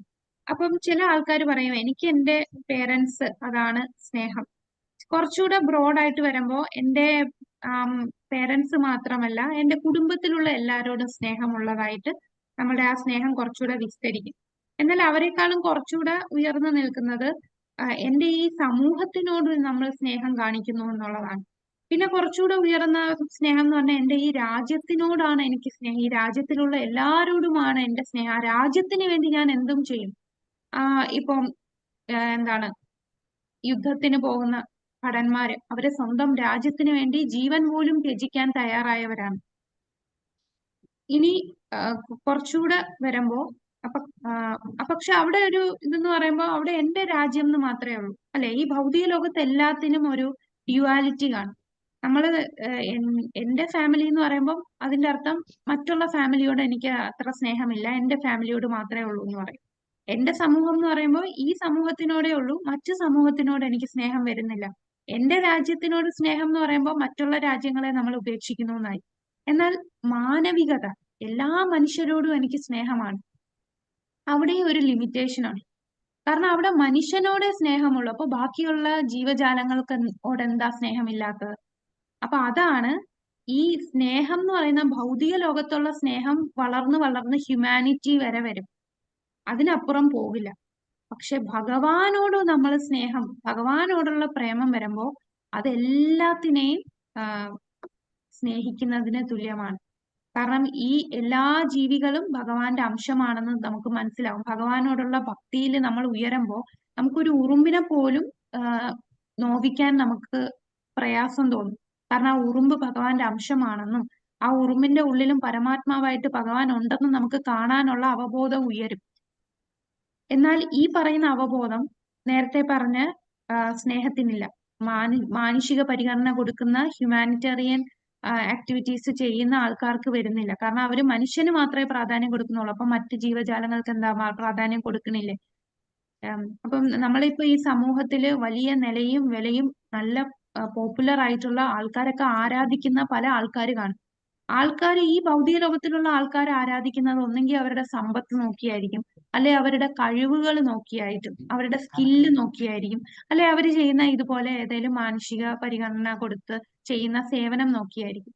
പക്ഷെ ഇതെല്ലാം ഉണ്ടെങ്കിലും ഈ പറയുന്ന ആൾക്കാരുടെ പേഴ്സണൽ ജീവിതത്തിലേക്ക് കയറുമ്പോൾ നമുക്ക് മനസ്സിലാകും അവരെല്ലാരും ഒന്നെങ്കിൽ ഈ എന്താണ് അവര് ഒരു മനുഷ്യൻ ചെയ്യേണ്ട കാര്യങ്ങളായിരിക്കില്ല ചെയ്യുന്നത്. നമ്മൾ ഭക്തിയിൽ വന്നപ്പോൾ നമുക്ക് മനസ്സിലായി ഒരു മനുഷ്യൻ എന്ന് പറയുമ്പോൾ തന്നെ മൃഗത്തിൽ നിന്ന് എങ്ങനെ വ്യത്യസ്തനാണ് എന്ന് നമ്മൾ മനസ്സിലാക്കി അല്ലെ. എന്താണ് നമ്മളെ മൃഗത്തിൽ നിന്ന് വ്യത്യസ്തമാക്കുന്നത്? എന്താണ്? നമ്മൾ നമ്മൾക്ക് ഭഗവാനെ വിളിക്കാനുള്ള പ്രാർത്ഥിക്കാനുള്ള കഴിവുണ്ട്. അതെ, നമ്മളും മൃഗങ്ങളും തമ്മിലുള്ള സാമ്യം എന്താണ്? വിവേകബുദ്ധിയുണ്ട്. വിവേക ബുദ്ധിയാണ്. ആ നമ്മൾ ആഹാര നിദ്ര ഭയമൈഥുനം അല്ലെ? ആഹാരം നിദ്ര ഭയം മൈഥുനം ഈ 4 കാര്യങ്ങൾ മൃഗങ്ങളും ചെയ്യുന്നുണ്ട്, നമ്മളും ചെയ്യുന്നുണ്ട്. പക്ഷെ എന്താണ് നമ്മളെ അവരിൽ നിന്ന് വ്യത്യസ്തമാക്കുന്നത്? വിവേകബുദ്ധി. നമുക്ക് നമ്മളുടെ ബുദ്ധി കൊണ്ട് അത് നമ്മൾ ഭഗവാനെ നമ്മൾ ആ ധർമ്മം ചെയ്യുന്നത് മനുഷ്യരായിരിക്കണം. അപ്പൊ നമ്മൾ ഈ 4 യമനിയമങ്ങൾ പാലിച്ചില്ല എന്നുണ്ടെങ്കിൽ അവിടെ നമ്മള് മനുഷ്യരായിട്ട് പോലും കണക്കാക്കുന്നില്ല. അവരെ ആസുരിക സ്വഭാവമുള്ളവരായിട്ടാണ് കണക്കാക്കുന്നത്. അപ്പൊ ഈ സമൂഹത്തിൽ നിലയും വിലയും വലിയ പ്രശസ്തിയും നേടിയ ആൾക്കാരുടെ ജീവിതത്തിൽ കയറിയാൽ നമുക്ക് നോക്കിയാൽ മനസ്സിലാവും. ഒന്നെങ്കിൽ ഒരു ചെയിൻ സ്മോക്കേഴ്സ് ആയിരിക്കും, അല്ലെങ്കിൽ ഒരുപാട് മദ്യപിക്കുന്നവരായിരിക്കും, അല്ലെ സ്ത്രീലമ്പടന്മാരായിട്ടുള്ള വ്യക്തികളായിരിക്കും. പക്ഷെ ഇന്നത്തെ സമൂഹത്തിലുള്ളവർ അതൊന്നും ഒരു പ്രശ്നമേ അല്ല. അവര് പേഴ്സണലി എന്തോ ആവട്ടെ, അവർ ഇന്ന കാര്യങ്ങളൊക്കെ ചെയ്തിട്ടില്ലേ, ഇന്ന കാര്യങ്ങളൊക്കെ നമ്മൾ സമൂഹത്തിന് വേണ്ടി ചെയ്തില്ലേ, അതിനാണ് ഇമ്പോർട്ടൻസ് കൊടുക്കുന്നത്. പക്ഷെ അതുകൊണ്ടൊന്നും ഒരു കാര്യമില്ല എന്നാണ് നമുക്ക് ഈ ഭക്തിരസാമൃത സിന്ധുവിൽ കൂടെ മനസ്സിലാക്കുന്നത്. ആ സ്നേഹമൊക്കെ ഒരു പരിധി വരെ വരുന്നുള്ളൂ. ഏറ്റവും വലിയ സ്നേഹം എന്ന് പറയുന്നത് അത് ഭഗവാനോട് സ്നേഹിക്കുമ്പോൾ നമ്മള് വേരിന് വെള്ളമൊഴിച്ച പോലെയാണ്. എല്ലാ ജീവജാലങ്ങൾക്കും അതിന്റെ ഗുണം ലഭിക്കുകയാണ്.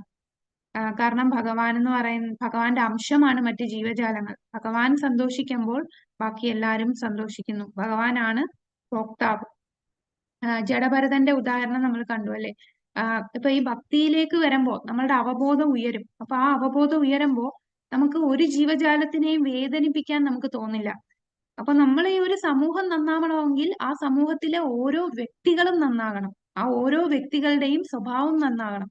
ഇന്ന് തന്നെ നമുക്ക് ഒരുപാട് എന്താണ് ഇപ്പോ വേസ്റ്റ് നദിയിൽ എടുത്ത് എല്ലാം മാലിന്യം നിറയുന്നു. എന്തുകൊണ്ടാണ് ഇത്രയും കണ്ടമാനം മാലിന്യവും ഇത്രയും പ്ലാസ്റ്റിക്കും ഒക്കെ വരാൻ കാരണം?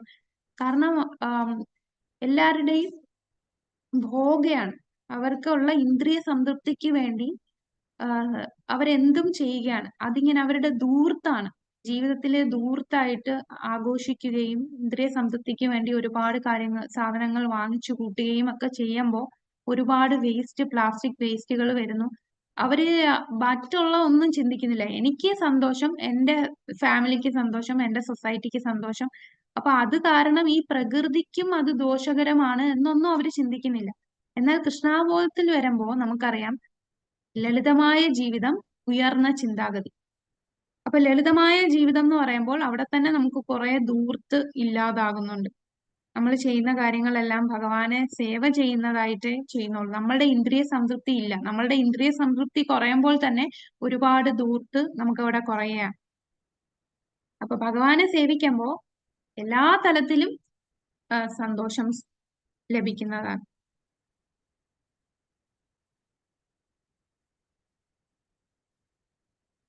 അപ്പൊ ഇതിന്റെ ഇൻട്രൊഡക്ഷനിൽ മംഗളാചരണമുണ്ട്. പിന്നെ എന്തൊക്കെ കണ്ടന്റ്സ്, ഗുരുവന്ദനം പറയുന്നുണ്ട്, വൈഷ്ണവ വന്ദനം പറയുന്നുണ്ട്, ഗ്രന്ഥവിഭാഗത്തെ കുറിച്ചും പറയുന്നുണ്ട്. അപ്പൊ ഇതില് ശുദ്ധ ഭക്തി സേവനത്തിന്റെ നിർവചനം ഇതാണ് ഏറ്റവും പ്രധാനപ്പെട്ട ഒരു ശ്ലോകമാണ്. ഇത് നമുക്ക് കാണാതെ പഠിക്കേണ്ട ഒരു ശ്ലോകമാണ്. ലെവൽ 3 കാണാതെ പഠിക്കണ്ട. ഇനി നമ്മൾ ഉയർന്ന ലെവലിലേക്ക് പോകുമ്പോൾ ഈ ശ്ലോകം നമ്മൾ കാണാതെ പഠിക്കേണ്ടതാണ്. അന്യാഭിലാഷിതാശൂന്യം ജ്ഞാനകർമാദ്യനാവൃതം ആനുകൂല്യേന കൃഷ്ണാനുശീലനം ഭക്തിരുത്തമ. ശുദ്ധമായ ഭക്തി സേവനത്തിന്റെ നിർവചനമാണ് നമ്മൾ ഈ പറയുന്നത്. അന്യാഭിലാഷിതാശൂന്യം. എന്താണ് ആ വാക്കിന്റെ അർത്ഥം? മലയാള വാക്കുമായിട്ട് നല്ല സാമ്യമുണ്ട്. പറഞ്ഞോളൂ. അന്യ അഭിലാഷിത ശൂന്യം. മറ്റാഗ്രഹങ്ങളില്ലാതെ. ഭൗതികമായ ആഗ്രഹങ്ങളില്ലാതിരിക്കുക. അന്യ അഭിലാഷിത ശൂന്യം. അപ്പൊ മറ്റ് ആഗ്രഹങ്ങൾ ഒന്നും ഇല്ലാതെ. അപ്പൊ എന്താണ് ഈ മറ്റ് ആഗ്രഹങ്ങൾ എന്ന് പറയുമ്പോൾ? മറ്റ് ആഗ്രഹങ്ങൾ എന്ന് പറയുമ്പോൾ ഭക്തി അല്ലാതെ മറ്റെന്തെങ്കിലും ആഗ്രഹങ്ങൾ നമുക്കുണ്ടെങ്കിൽ അത് ചിലപ്പോ എനിക്ക് ബ്രഹ്മനുമായിട്ട് ലയിക്കാനുള്ള ആഗ്രഹമായിരിക്കാം, അല്ലെങ്കിൽ എനിക്ക് അഷ്ടസിദ്ധികൾ ലഭിക്കാനുള്ള ആഗ്രഹമായിരിക്കാം, അല്ലെങ്കിൽ ഭൗതിക ആഗ്രഹങ്ങളായിരിക്കാം, അല്ലെങ്കിൽ എനിക്ക് സ്വർഗലോകത്ത് പോകണം എന്നുള്ള ആഗ്രഹമായിരിക്കാം. ഇതൊന്നും വേറെ അഭിലാഷങ്ങൾ ഇല്ലാത്ത. അപ്പൊ അന്യ അഭിലാഷിത ശൂന്യ. അന്യ എന്ന് പറയുമ്പോൾ ഭൗതിക ആഗ്രഹങ്ങൾ മാത്രമല്ല. ചിലർക്ക് ഭൗതിക ആഗ്രഹങ്ങളായിരിക്കില്ല, ഭൗതികമായിട്ടൊന്നും വേണ്ട, എനിക്ക് ബ്രഹ്മത്തിൽ ലയിച്ച് മുക്തി ലഭിച്ചാൽ മതി എന്നൊരു ആഗ്രഹം വരും. ആ ആഗ്രഹവും പാടില്ല. ചിലപ്പോ എനിക്ക് സിദ്ധികൾ ലഭിക്കണം എന്ന് ആഗ്രഹം. അപ്പം മറ്റ് ആഗ്രഹങ്ങൾ ഒന്നും ഇല്ലാതെ ജ്ഞാന കർമ്മ കൃഷ്ണപ്രേമം ഒഴികെ വേറെ ഒരു ആഗ്രഹവും ആ ഇല്ല. കൃഷ്ണപ്രേമം ഒഴികെ വേറെ ഒരു ആഗ്രഹം, ഭഗവാനോട് ഉള്ള ഭക്തി അല്ലാതെ മറ്റ് ആഗ്രഹങ്ങൾ ഒന്നുമില്ല, വേറെ അഭിലാഷങ്ങൾ ഒന്നുമില്ല. അതെ. ഇനി എന്താ? ജ്ഞാന കർമാദി അനാവൃതം. ജ്ഞാനവും കർമ്മവും ആവരണം ചെയ്യപ്പെടാതെ, അനാവൃതം എന്ന് പറയുന്ന കവർ ചെയ്യാതെ, ജ്ഞാനവും കർമ്മവും. ജ്ഞാനം എന്ന് പറഞ്ഞാൽ എന്താണ്? ജ്ഞാനം എന്ന് പറയുമ്പോൾ നമ്മളിപ്പം ശാസ്ത്രങ്ങൾ പഠിക്കുന്നു. ഇപ്പൊ ശാസ്ത്രങ്ങളൊക്കെ ചെയ്യുമ്പോൾ നമ്മളിപ്പോ ലെവൽ 1, ലെവൽ 2, ലെവൽ 3, പിന്നെ ഭക്തിശാസ്ത്രി, ഭക്തി വൈഭവ്, ഇതൊക്കെ പഠിക്കുമ്പോൾ നമുക്ക് ഒരുപാട് അറിവ് നേടും. പക്ഷെ അറിവ് നേടി മാത്രം ഇങ്ങനെ ഇരുന്നാൽ പോരാ. നമ്മൾ ഈ അറിവ് നേടുന്നത് എന്തിനാണ്? ഇതൊക്കെ അറിയണം, ഭഗവാനെ അറിയാൻ വേണ്ടിയാണ്, ഭഗവാനെ മനസ്സിലാക്കണം. വേദൈശ്യ സർവേ രാമേ. നമ്മൾ വേദങ്ങൾ പഠിക്കുന്നത് ഭഗവാനാണ് എല്ലാം എന്ന് മനസ്സിലാക്കിയ ഭഗവാനോടുള്ള ഭക്തി കിട്ടാനാണ്. അല്ലാതെ കുറെ ജ്ഞാനമുണ്ട്, നോളജ് ഉണ്ട്, മറ്റുള്ളവരുടെ മുമ്പിൽ എനിക്ക് അറിവ് പ്രദർശിപ്പിക്കണം, ആ ലെവലിൽ ചില ആൾക്കാർ അങ്ങനെ അങ്ങ് വേർതിരിഞ്ഞങ്ങ് പോകും, വഴി മാറിപ്പോവും. ചില ആൾക്കാർ ശാസ്ത്രങ്ങൾ കൂടുതൽ പഠിച്ച് അവർ അവ്യക്തിഗത ബ്രഹ്മത്തെ അറിയാനായിട്ട് ശ്രമിക്കും. അപ്പൊ അവിടെ ജ്ഞാനത്തിൽ ഒരു കൺഫ്യൂഷൻ വരും. അപ്പൊ അങ്ങനെ രൂപമില്ലാത്ത അവസ്ഥയിലേക്കൊക്കെ വഴി മാറിപ്പോവും. അപ്പൊ ജ്ഞാനം കിട്ടുന്നത് അത് ഭഗവാനെ അറിയാനാണ്. ഭഗവാനെ അറിയാതെ ജ്ഞാനം കിട്ടി അത് നമ്മളെ നെഗറ്റീവായിട്ട് ബാധിക്കല്ലേ, നമ്മൾ വഴി മാറി പോകരുത്. അതാണ് ജ്ഞാനം. ഇനി കർമ്മം എന്ന് പറയുമ്പോൾ ഇപ്പൊ വേദശാസ്ത്രങ്ങളിൽ ഒരുപാട് കർമ്മ വഴിപാടുകളും അനുഷ്ഠാനങ്ങളും ഒക്കെ പറയുന്നുണ്ട്. അപ്പം ആ കാര്യങ്ങളിൽ കൂടുതൽ അഡിക്റ്റ് ആവാൻ പാടില്ല. ഒരു ഉദാഹരണം പറഞ്ഞാൽ ഇപ്പോ അസ്ട്രോളജി, ഗ്രഹനില അസ്ട്രോളജി നോക്കുമ്പോൾ ചില ആൾക്കാര് എല്ലാം അസ്ട്രോളജി നോക്കിയിട്ടേ ചെയ്യത്തുള്ളൂ, അതിന് ഊന്നൽ നൽകും. അങ്ങനെ ചെയ്യുന്നത് ഭക്തിക്ക് തടസ്സമാണ്. ഭഗവാനോടുള്ള പൂർണ്ണ സമർപ്പണം നടക്കില്ല. അവിടെ അവരെല്ലാം ഗ്രഹനിലയും ഗ്രഹത്തിന്റെ നില, ആ സ്ഥലം, അതും ഇതും ഒക്കെ നോക്കിയിട്ടായിരിക്കും ചെയ്യുക. അപ്പൊ അതിലൊക്കെ കൂടുതൽ അഡിക്റ്റ് ആകുക, അത് കർമ്മത്തിൽ വരും. അപ്പൊ നമ്മൾ ചെയ്യേണ്ട കർമ്മം എന്ന് പറഞ്ഞാൽ ഭക്തിയുത സേവനം, നവവിധ ഭക്തിയിൽ ഏർപ്പെടുക, ഭഗവാനെ സേവിക്കുക. അതിൽ കവിഞ്ഞ് ഈ ജ്ഞാനവും കർമ്മവും ഇതൊന്നും ആദി എന്നും പറയുന്നുണ്ട്. ആദി എന്ന് പറഞ്ഞാൽ ചില ആൾക്കാര് അഷ്ടസിദ്ധിയിലും അല്ലെങ്കിൽ സാഖ്യയോഗം, പിന്നെ യജ്ഞത്തില്, ഇങ്ങനെയുള്ള കാര്യങ്ങളിലൊക്കെ കോൺസെൻട്രേറ്റ് ചെയ്ത് നിൽക്കും. ഇതൊക്കെ ഭക്തിയുത സേവനത്തിനെതിരാണ്. ഇതൊന്നും ആവരണം ചെയ്യാൻ പാടില്ല. അപ്പൊ ശുദ്ധമായ ഭക്തി സേവനത്തിന്റെ കാര്യമാണ് പറഞ്ഞത്. ഒന്ന്, മറ്റാഗ്രഹങ്ങളൊന്നും പാടില്ല.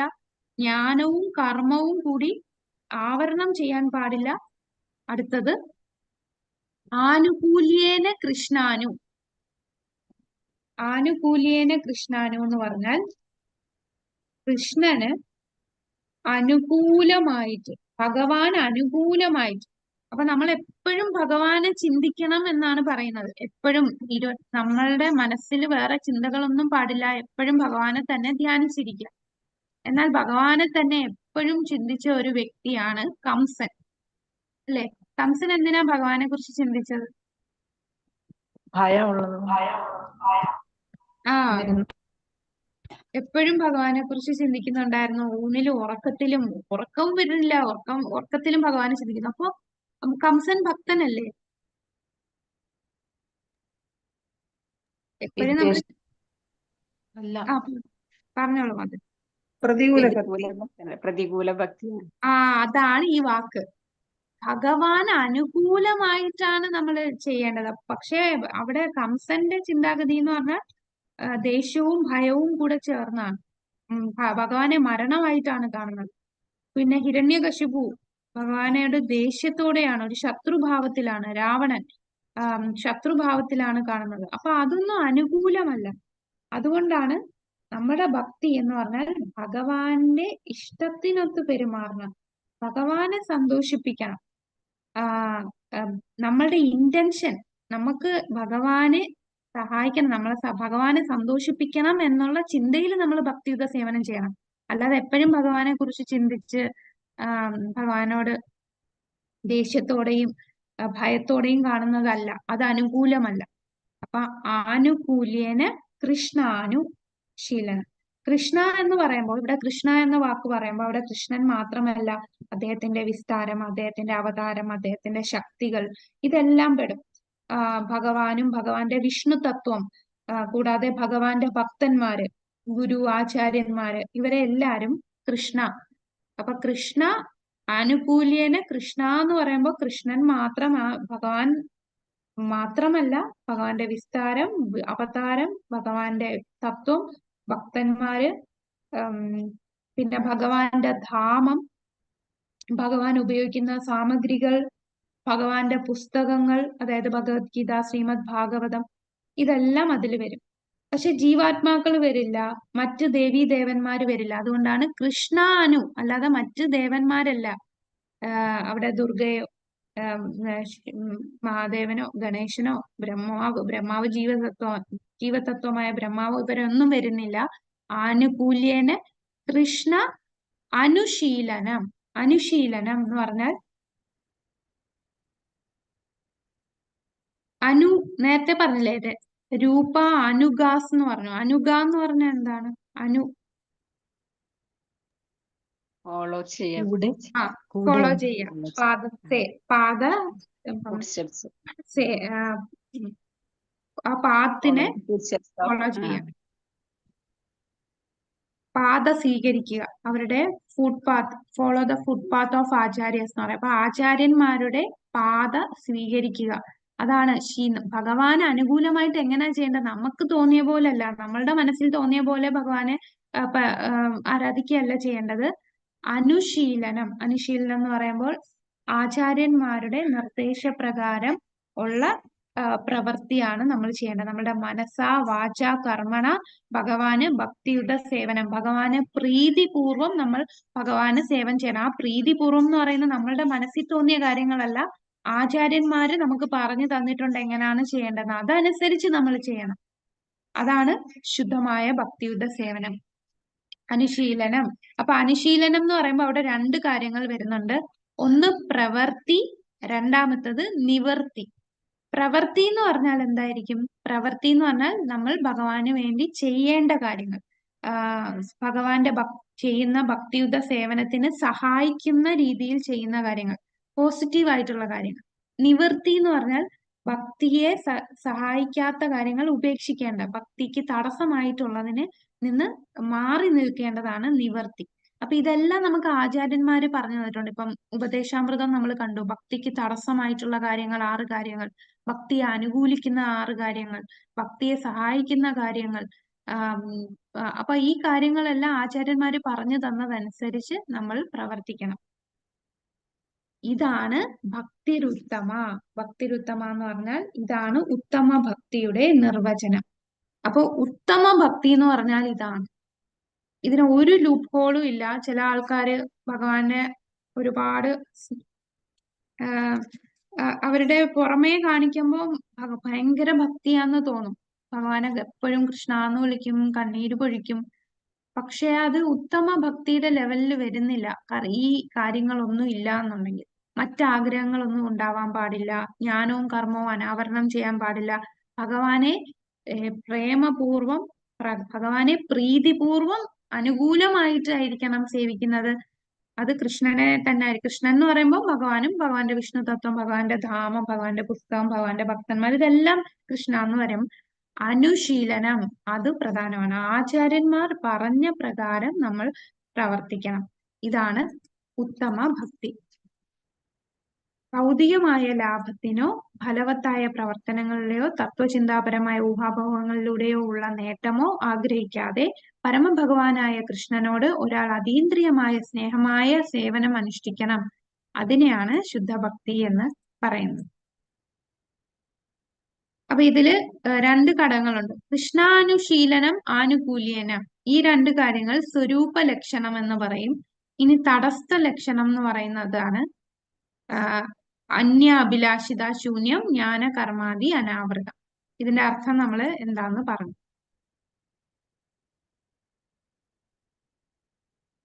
ഇനി നമ്മൾ ഭക്തിരസാമൃത സിന്ധു ഈ പുസ്തകത്തിനെ എങ്ങനെയാണ് വേർതിരിച്ചിരിക്കുന്നത് എന്നാണ് കാണുന്നത്. ഇതൊരു കടലാന്ന് പറഞ്ഞു അല്ലെ. നമ്മളുടെ ഭക്തിരസ അമൃതമാകുന്ന സിന്ധുവാണ്, ഒരു കടലാണ്.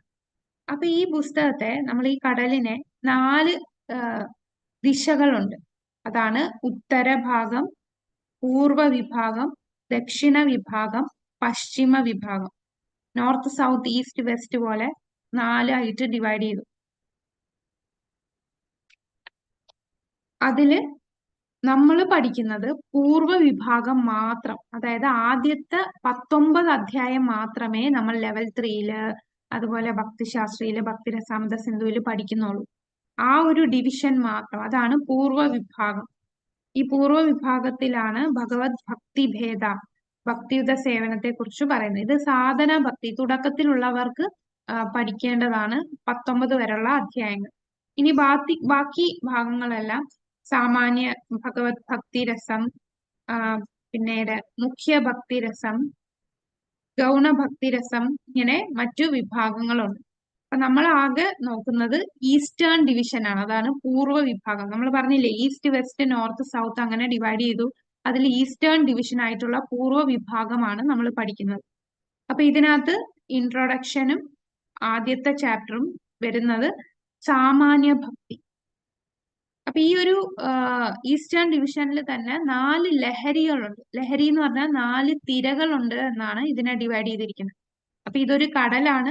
ഈ കടലിന് 4 ദിശകളുണ്ട്. അതാണ് നോർത്ത്, സൗത്ത്, ഈസ്റ്റ്, വെസ്റ്റ് പറഞ്ഞു. അതിൽ ഈസ്റ്റ് മാത്രമേ, അതാണ് പൂർവ്വ വിഭാഗം, അത് മാത്രമേ നമ്മൾ പഠിക്കുന്നുള്ളൂ. പൂർവ്വ വിഭാഗത്തിൽ തന്നെ 4 ആയിട്ട് ഡിവൈഡ് ചെയ്തു.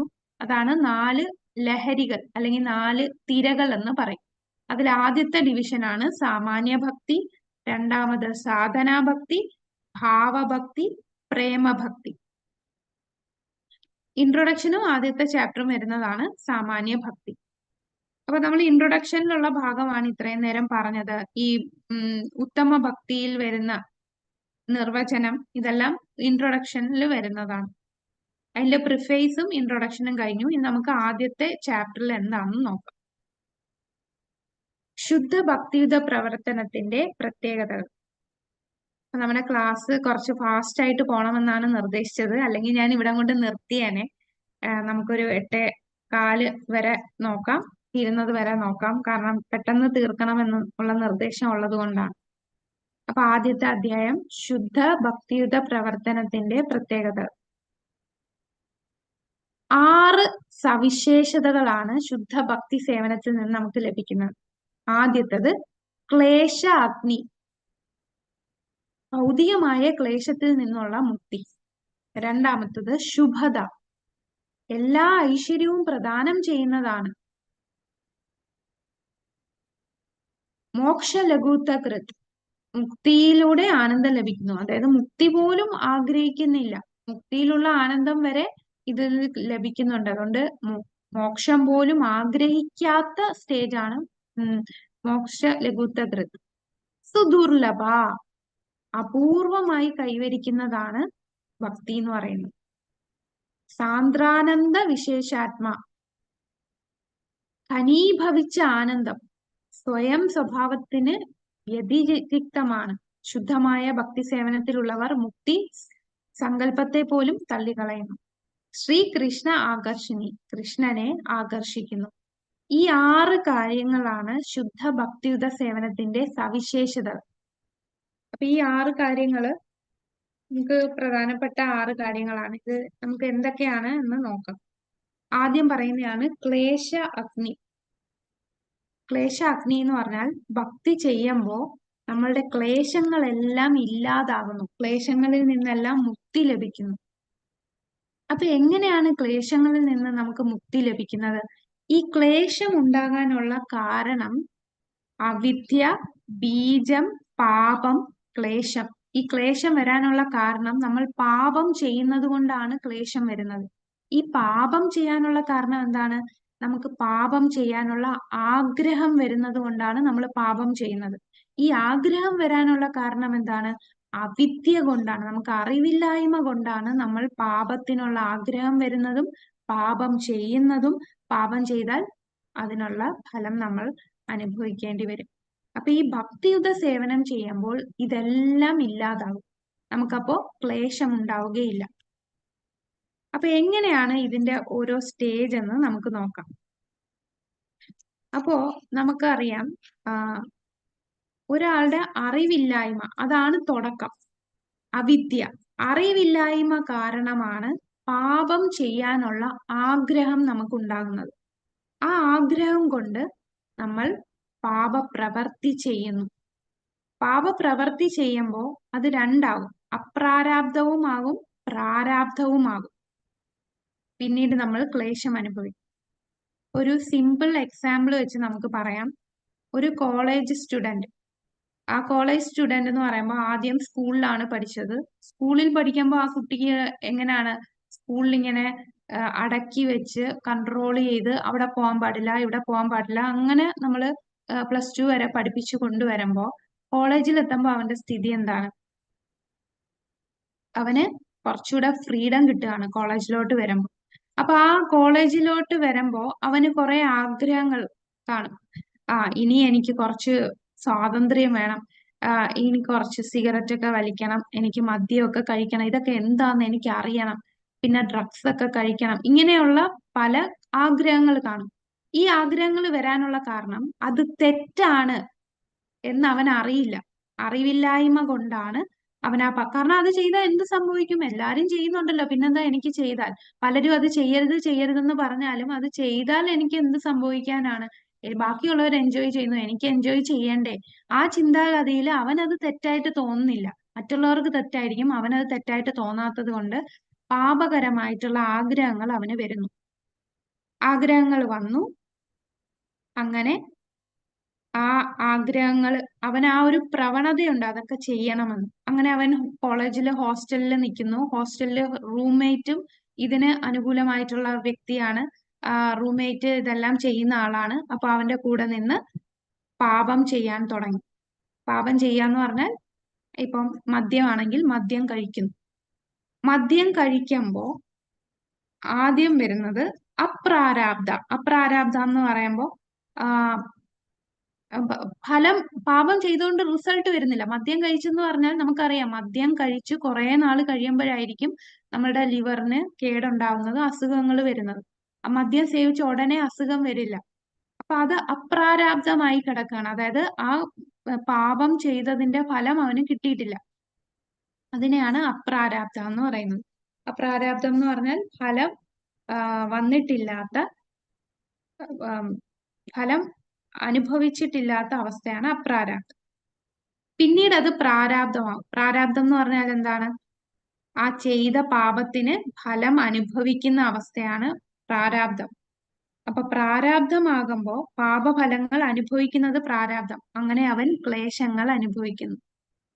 ഇനി അപ്രാരാബ്ധത്തിൽ തന്നെ അടുത്തൊരു ബ്രാഞ്ച് പോകുന്നുണ്ടോ? കൂടം.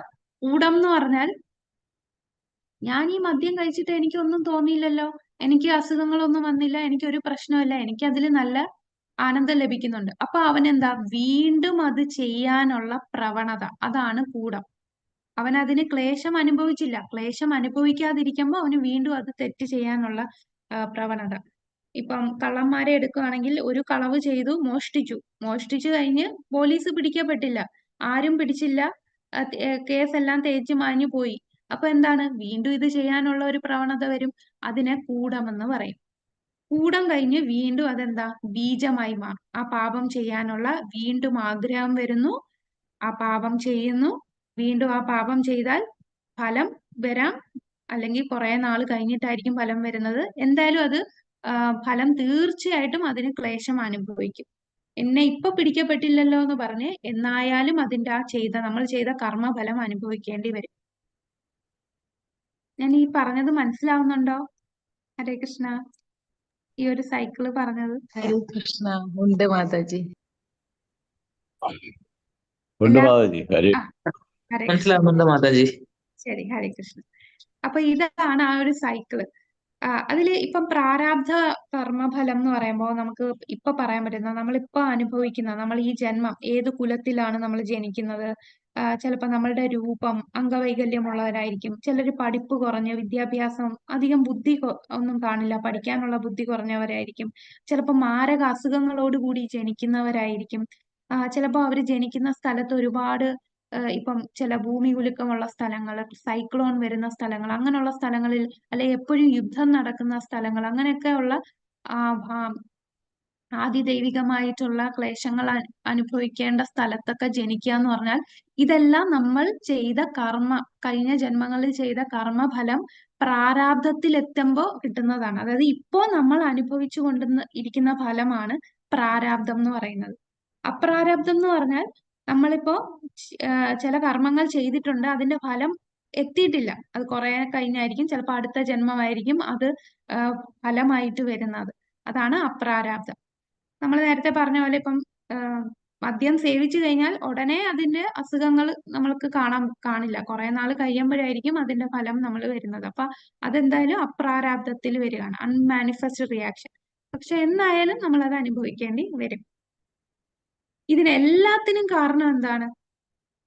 എവിടെ നിന്നാണ് ഈ സൈക്കിൾ തുടങ്ങിയത്? ഈ ഒരു സൈക്കിളിന്റെ തുടക്കം എവിടാണ്? ഹരേ കൃഷ്ണ. അറിവില്ലായ്മ, അവിദ്യ.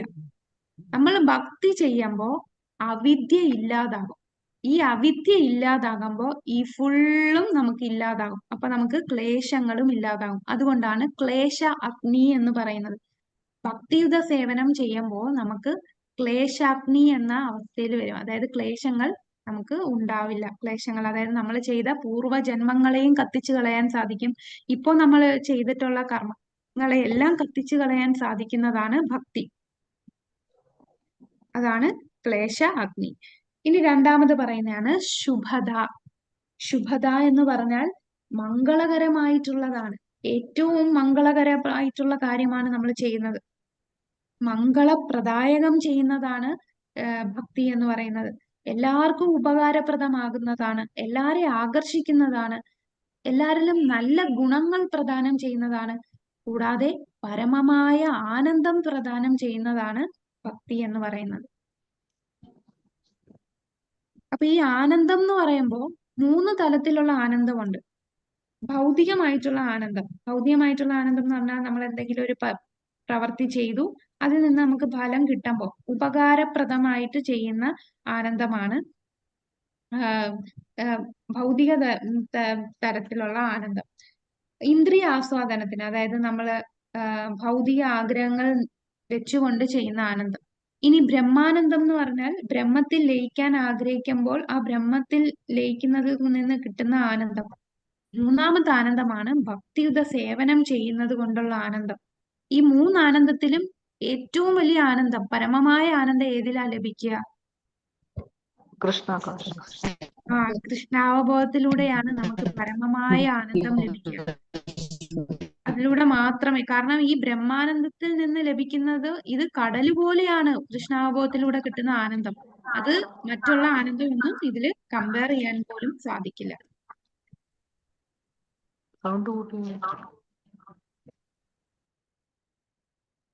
അടുത്തത് ശുഭത. ഇത് തന്നെ നമ്മൾ പറഞ്ഞു, പല ആനന്ദം പറയുന്നുണ്ട്. മായാവാദികൾ കിട്ടുന്ന ഒരു ആനന്ദമുണ്ട്, മുക്തി, പിന്നെ സിദ്ധികൾ ലഭിക്കുമ്പോൾ കിട്ടുന്ന ഒരു ആനന്ദം, പിന്നെ കർമ്മികൾക്ക് കിട്ടുന്ന ഭൗതികമായിട്ടുള്ള കാര്യങ്ങൾ. ഇതെല്ലാം ടെമ്പററി ആണ്. ഈ ബ്രഹ്മാനന്ദവും ഭൗതികമായ ആനന്ദവും യോഗികൾക്ക് കിട്ടുന്ന ആനന്ദവും എല്ലാം കുറച്ചു നാളത്തേക്കേ നിൽക്കൂ. ബ്രഹ്മത്തിൽ കിട്ടുന്ന ആനന്ദവും അവർക്ക് അധിക നാൾ ആ ആനന്ദത്തിൽ നിൽക്കാൻ സാധിക്കില്ല. എന്നാൽ ഒരിക്കലും അവസാനിക്കാത്ത ആനന്ദം, അത് ഭക്തിയുത സേവനത്തിലൂടെ മാത്രമേ ആ ഒരു ആനന്ദം നമുക്ക് ലഭിക്കുകയുള്ളൂ, പരമമായ ആനന്ദം. ഇനി 3ാമത് പറയുന്നതാണ് സുദുർലഭ. സുദുർലഭ എന്ന് പറഞ്ഞാൽ വളരെ റെയർ ആയിട്ട് മാത്രം കിട്ടുന്നതാണ്. അങ്ങനെ എല്ലാവർക്കും ഭക്തി കിട്ടില്ല. ഭക്തിയുത സേവനം എന്ന് പറയുന്നത് നമ്മളുടെ പ്രയത്നം കൊണ്ട് നമുക്ക് കിട്ടുന്നതല്ല. എന്താണ് അത്? ചൈതന്യ മഹാപ്രഭു പറഞ്ഞിട്ടുള്ള ആ ഒരു ശ്ലോകം പറയുന്നത്, ബ്രഹ്മാണ്ഡേ ഭ്രമിത്തേ കോയി ബ്രഹ്മാണ്ഡേ ഭ്രമിത്തേ കോയി ഭാഗ്യവാൻ ജീവ് ഗുരു കൃഷ്ണ പ്രസാദേ ഭായ് ഭക്തിലതാ പിച്ച്. ഗുരുവിന്റെയും കൃഷ്ണന്റെയും അതുപോലെ ഭക്തന്മാരുടെയും കാരുണ്യം കൊണ്ട് മാത്രമേ നമുക്ക് ഭക്തി കിട്ടൂ. അതുകൊണ്ട് ഭക്തി എന്ന് പറഞ്ഞാൽ അത് വളരെ റെയർ ആയിട്ട് മാത്രം കിട്ടുന്നതാണ്. നമ്മൾ എത്ര കഷ്ടപ്പെട്ടാലും കിട്ടുന്നതല്ല. ഒരു ഭക്തന്റെ കാരുണ്യം കൊണ്ട് കിട്ടുന്നതാണ്. ഒരു ഗുരുവിന്റെ കാരുണ്യം കൊണ്ടും ഭഗവാന്റെ കാരുണ്യം കൊണ്ടും കിട്ടുകയാണ്. നമ്മൾ ഒരുപാട് പാപം ചെയ്താൽ നമുക്ക് നാമം പോലും നമ്മുടെ നാവിൽ വരില്ല. അപ്പൊ നമ്മള് നാവം ജപിക്കാൻ പറ്റുന്നത് തന്നെ അത് വളരെ റെയർ ആയിട്ടുള്ള ആൾക്കാർക്ക് മാത്രമേ സാധിക്കുകയുള്ളൂ. വളരെ കുറച്ച് പെർസെന്റേജ് ആൾക്കാർക്ക് മാത്രം സാധിക്കുന്നേ ഉള്ളൂ. അപ്പൊ അത് സുദുർലഭമാണ് ഭഗവാനെ ഭക്തി കിട്ടുക എന്നുള്ളത്. മോക്ഷലഘുത്വകൃത് ഈ ഒരു സ്റ്റേജിൽ സ്റ്റേജിൽ വരുമ്പോഴാണ് മോക്ഷലഘുത്വകൃത് എന്ന് പറഞ്ഞാൽ മോക്ഷം പോലും ആഗ്രഹിക്കുന്നില്ല ഭക്തിയുത സേവനത്തിൽ വരുമ്പോ. മുക്തിദേവി തന്നെ ദാസനെ പോലെ നിൽക്കും എന്നാണ് വില്വമംഗല താക്കൂർ പറയുന്നത്. മുക്തിദേവി ഒരു വാതിൽക്കൽ കൈകൂപ്പി സേവകയായിട്ട് വരും. കാരണം ഭക്തന്മാർക്ക് മോക്ഷം പോലും തുച്ഛമായിട്ടാണ് നോക്കുന്നത്. മോക്ഷത്തെയും തിരസ്കരിക്കുന്നതാണ് ഭക്തി എന്ന് പറയുന്നത്. സാന്ദ്രാനന്ദ വിശേഷാത്മ എന്ന് പറഞ്ഞാൽ ഈ ഒരു അവസ്ഥയിൽ എത്തിക്കഴിഞ്ഞാൽ അതൊരു പ്രേമഭാവത്തിൽ എത്തുന്നതാണ്. അങ്ങനെയുള്ളവരെ ഒരു രീതിയിലും അവരെ സ്വാധീനിക്കാൻ കഴിയില്ല. അവര് പരമാനന്ദത്തിലാണ്. 24 മണിക്കൂറും അവര് ഭഗവാനെ സേവനം ചെയ്ത് ആനന്ദം അനുഭവിക്കുന്നതാണ്. അവരെ അതിൽ നിന്ന് ഒരു ശക്തിക്കും പിന്തിരിപ്പിക്കാൻ സാധിക്കില്ല. ഒന്നിനും അവരെ സ്വാധീനിക്കാൻ കഴിയാത്തതാണ്. ആ ഒരു അവസ്ഥയാണ് സാന്ദ്രാനന്ദ വിശേഷാത്മ. അടുത്തത് ശ്രീകൃഷ്ണ ആകർഷിണി. കൃഷ്ണനെ പോലും ആകർഷിക്കുന്നതാണ് പ്രേമഭക്തി എന്ന് പറയുന്നത്. ഭഗവാൻ പോലും അതിശയിച്ചു പോകും, എന്താണ് ഈ ഭക്തി, പ്രേമഭക്തി എന്ന് പറയുന്നത് എന്താണെന്ന്. അപ്പം അത് ആർക്കാണ് ഏറ്റവും കൂടുതൽ ഭഗവാനോട് പ്രേമഭക്തി ഉള്ളത്? ആർക്കാണ്? രാധാറാണിക്ക്. രാധാറാണിക്ക് അല്ലേ. രാധാറാണിയെ മദന മോഹന മോഹിനി എന്നാണ് പറയുന്നത്. എന്താണ് മദന മോഹന മോഹിനി? മദന മോഹനൻ എന്ന് പറഞ്ഞാൽ കാമദേവൻ, ആയിരക്കണക്കിന് കാമദേവന്മാരെ പോലും ആകർഷിക്കുന്ന സൗന്ദര്യമുള്ളതാണ് ഭഗവാൻ മദൻ മോഹൻ എന്ന് പറയുന്നത്. ആ മദന മോഹനനെ പോലും മോഹിപ്പിക്കുന്നവളാണ് രാധാറാണി. അതാണ് മദന മോഹന മോഹിനി. മദന മോഹനനെയും മോഹിപ്പിക്കുന്ന, അപ്പോ ആ ഒരു കൃഷ്ണനെ പോലും ആകർഷിക്കുന്നത്, ഒരു കൃഷ്ണൻ ഭഗവാൻ തന്നെ ഭക്തരുടെ അടിമയായി പോകുന്ന, ദാസനായി പോകും ഭക്തി കൊണ്ട്. അപ്പൊ അതാണ് ഈ ഭക്തിയുത സേവനത്തിന്റെ നിന്ന് നമുക്ക് നമ്മൾ പഠിച്ച 6 കാര്യങ്ങൾ. ഇതെന്താണ്? ക്ലേശാഗ്നി, ശുഭദ, മോക്ഷലഘുതകൃത്, സുദർലഭ, സാന്ദ്രാനന്ദ വിശേഷാത്മ, ശ്രീകൃഷ്ണ ആകർഷണി. ഇതാണ് 6 സവിശേഷതകൾ, ഭക്തിയിലുള്ള 6 സവിശേഷതകൾ. നമുക്ക് ഈ ഒരു 2ാമത്തെ അധ്യായത്തിലെ 2 കാര്യങ്ങളൂടെ പറഞ്ഞിട്ട് നിർത്താം. ഇത് നമ്മള് ഹരേ കൃഷ്ണ. മാതാജി ഞാനൊന്ന് ലെഫ്റ്റ് ആയിക്കോട്ടെ, എനിക്ക് ശരി ശരി ശരി. ഹരേ കൃഷ്ണ. ഹരേ കൃഷ്ണ. ഇപ്പൊ സാധനാ ഭക്തിയെ കുറിച്ചാണ് ഇവിടെ പറയുന്നത്. സാധനാഭക്തി, ഭാവഭക്തി, പ്രേമഭക്തി. ഇതാണ് 3 തരത്തിലുള്ള ഭക്തി. സാധനാഭക്തി, ഭാവഭക്തി, പ്രേമഭക്തി. സാധനാഭക്തി എന്ന് പറയുന്നതിൽ വരുന്നതാണ് ക്ലേശാഗ്നി, ശുഭദ. ഭാവഭക്തിയില് മോക്ഷലഘുതകൃത്, സുദുർലഭ. പ്രേമഭക്തിയിലാണ് സാന്ദ്രാനന്ദ വിശേഷാത്മ, ശ്രീകൃഷ്ണ ആകർഷിണി. ഇത് നമ്മൾ നേരത്തെ പറഞ്ഞ 6 കാര്യങ്ങളെ ഡിവൈഡ് ചെയ്തിരിക്കുകയാണ്. ക്ലേശാഗ്നി, ശുഭദ സാധനാഭക്തി, മോക്ഷലഘുതകൃത്, സുദുർലഭ ഭാവഭക്തി, സാന്ദ്രാനന്ദ വിശേഷാത്മ, ശ്രീകൃഷ്ണ ആകർഷിണി, പ്രേമഭക്തി. ഇപ്പൊ ഈ സാധനാഭക്തി തന്നെ 2 തരമുണ്ട്. വൈദി സാധനാഭക്തിയും രാഗാനുഗ സാധനാഭക്തി. വൈദി സാധനാഭക്തി എന്ന് പറഞ്ഞാൽ നമ്മൾ റൂൾസ് ആൻഡ് റെഗുലേഷൻ അനുസരിച്ച് ചെയ്യുന്ന ഭക്തിയാണ് വൈദി സാധനാഭക്തി. അവിടെ നമുക്ക് അത് ഇഷ്ടത്തോടു കൂടി ചെയ്യുന്നതല്ല. ആചാര്യന്മാര് നമ്മളോട് പറഞ്ഞു, ഭക്തന്മാര് നമ്മളോട് പറഞ്ഞു ഇത് ചെയ്യാൻ, അതുകൊണ്ട് മാത്രം നമ്മൾ ചെയ്യുന്നു. അല്ലാതെ നമുക്ക് അത് ചെയ്യാനുള്ള താല്പര്യമൊന്നും കാണില്ല. രാഗാനുഗ സാധനാഭക്തി എന്ന് പറഞ്ഞാൽ നമുക്ക് അതിനോട് സ്വാഭാവികമായിട്ട് അത് ചെയ്യാനുള്ള ഒരു നാച്ചുറൽ ആയിട്ട് ഒരു ഇഷ്ടത്തോടെ നമ്മൾ ചെയ്യുന്നതാണ് രാഗാനുഗ ഭക്തി. ഇതിനൊരു ഉദാഹരണം പറഞ്ഞാൽ, കൊച്ചുകുട്ടികൾക്ക് സ്കൂളിൽ പോകാൻ വളരെ മടിയാണ്. വീട്ടുകാർ നിർബന്ധിച്ച് പഠിക്കുക എന്നൊക്കെ പറഞ്ഞാലേ അവരത് പഠിക്കും. കാരണം അവർക്ക് അതിൽ താല്പര്യമില്ല. പിന്നെ നമ്മൾ പറഞ്ഞുകൊണ്ടും ടീച്ചേഴ്സ് ഇതൊക്കെ പറഞ്ഞു ഇത് ചെയ്യണം എന്ന് പറഞ്ഞത് കൊണ്ട് ആ നിർബന്ധപൂർവ്വം അവർ പഠിക്കുന്നു. അവർ ഇഷ്ടത്തോടെ ചെയ്യുന്നതല്ല. പക്ഷെ കുറച്ചു നാൾ കഴിയുമ്പോൾ കുട്ടിക്ക് ഇതിൽ താല്പര്യം വരികയും പിന്നീട് അവൻ സ്കൂള് കഴിഞ്ഞു, ഡിഗ്രി കഴിഞ്ഞു, പിന്നെ അവന് എനിക്ക് ഇനിയും പഠിക്കണം, എനിക്കിനി PG എടുക്കണം, എനിക്ക് PhD ചെയ്യണം, എനിക്കിനി റിസർച്ച് ചെയ്യണം, എനിക്ക് ഇനിയും പഠിക്കണം എന്ന് പറഞ്ഞത് അത് സ്വാഭാവികമായിട്ട് അവന് അതിനുള്ള താല്പര്യം തോന്നി വരുന്നതാണ്. ആ ഒരു വ്യത്യാസമാണ് വൈദിയും രാഗാനുഗയും. വൈദി എന്ന് പറഞ്ഞാൽ നിർദ്ദേശിച്ചത് കൊണ്ട് നമുക്ക് ഇഷ്ടത്തോടെ അല്ല, സ്വാഭാവിക സ്നേഹമൊന്നുമില്ല, റൂൾസ് ഫോളോ ചെയ്യണമെന്ന് പറഞ്ഞു, അതുകൊണ്ട് ഞാൻ ചെയ്യുന്നു. അപ്പൊ നമ്മളിപ്പം എല്ലാം വൈദി സാധനാ ഭക്തിയുടെ ലെവലിലാണ്. എന്നാൽ രാഗാനുഗ എന്ന് പറയുമ്പോൾ അവിടെ സാധനാ ഭക്തി തന്നെയാണ്, പക്ഷെ അവിടെ നാച്ചുറൽ ആയിട്ട് നമുക്ക് ഒരു ഇഷ്ടത്തോടു കൂടി സ്വാഭാവിക സ്നേഹത്തോടു കൂടി നമ്മൾ ചെയ്യുന്ന ഭക്തിയാണ് സാധനാ ഭക്തി. ഹരേ കൃഷ്ണ. അപ്പൊ ഇതാണ് നമ്മളുടെ ഇന്നത്തെ ക്ലാസ്. ഇന്ന് കുറെ കാര്യങ്ങൾ എടുത്തു. സാധാരണ ഞാൻ ഇങ്ങനെ എടുക്കാറില്ല. ഇതിപ്പോ ഞാനൊരു 3 ക്ലാസ് കൊണ്ട് എടുക്കുന്നതാണ്, ഇന്ന് ഒറ്റ ഒരു ക്ലാസ് കൊണ്ട് എടുത്തത്. പക്ഷെ ഇത് പെട്ടെന്ന് തീർക്കണം എന്നുള്ള രീതിയിലായതുകൊണ്ട് എടുത്തതാണ്. എന്തെങ്കിലും സംശയം ഉണ്ടെങ്കിൽ ചോദിക്കാം. ഹരേ കൃഷ്ണ.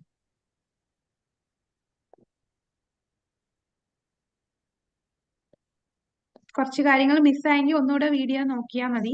പിന്നെ ഇത് ഡീറ്റെയിൽഡ് ആയിട്ട് നമ്മൾ അടുത്ത ലെവൽ എന്ന് പറയുമ്പോൾ നമ്മൾ ഭക്തിശാസ്ത്രിയിലൊക്കെ വരുമ്പോൾ ഓരോ ചാപ്റ്ററും നല്ല ഡീറ്റെയിൽ ആയിട്ട് നമ്മൾ പഠിക്കും.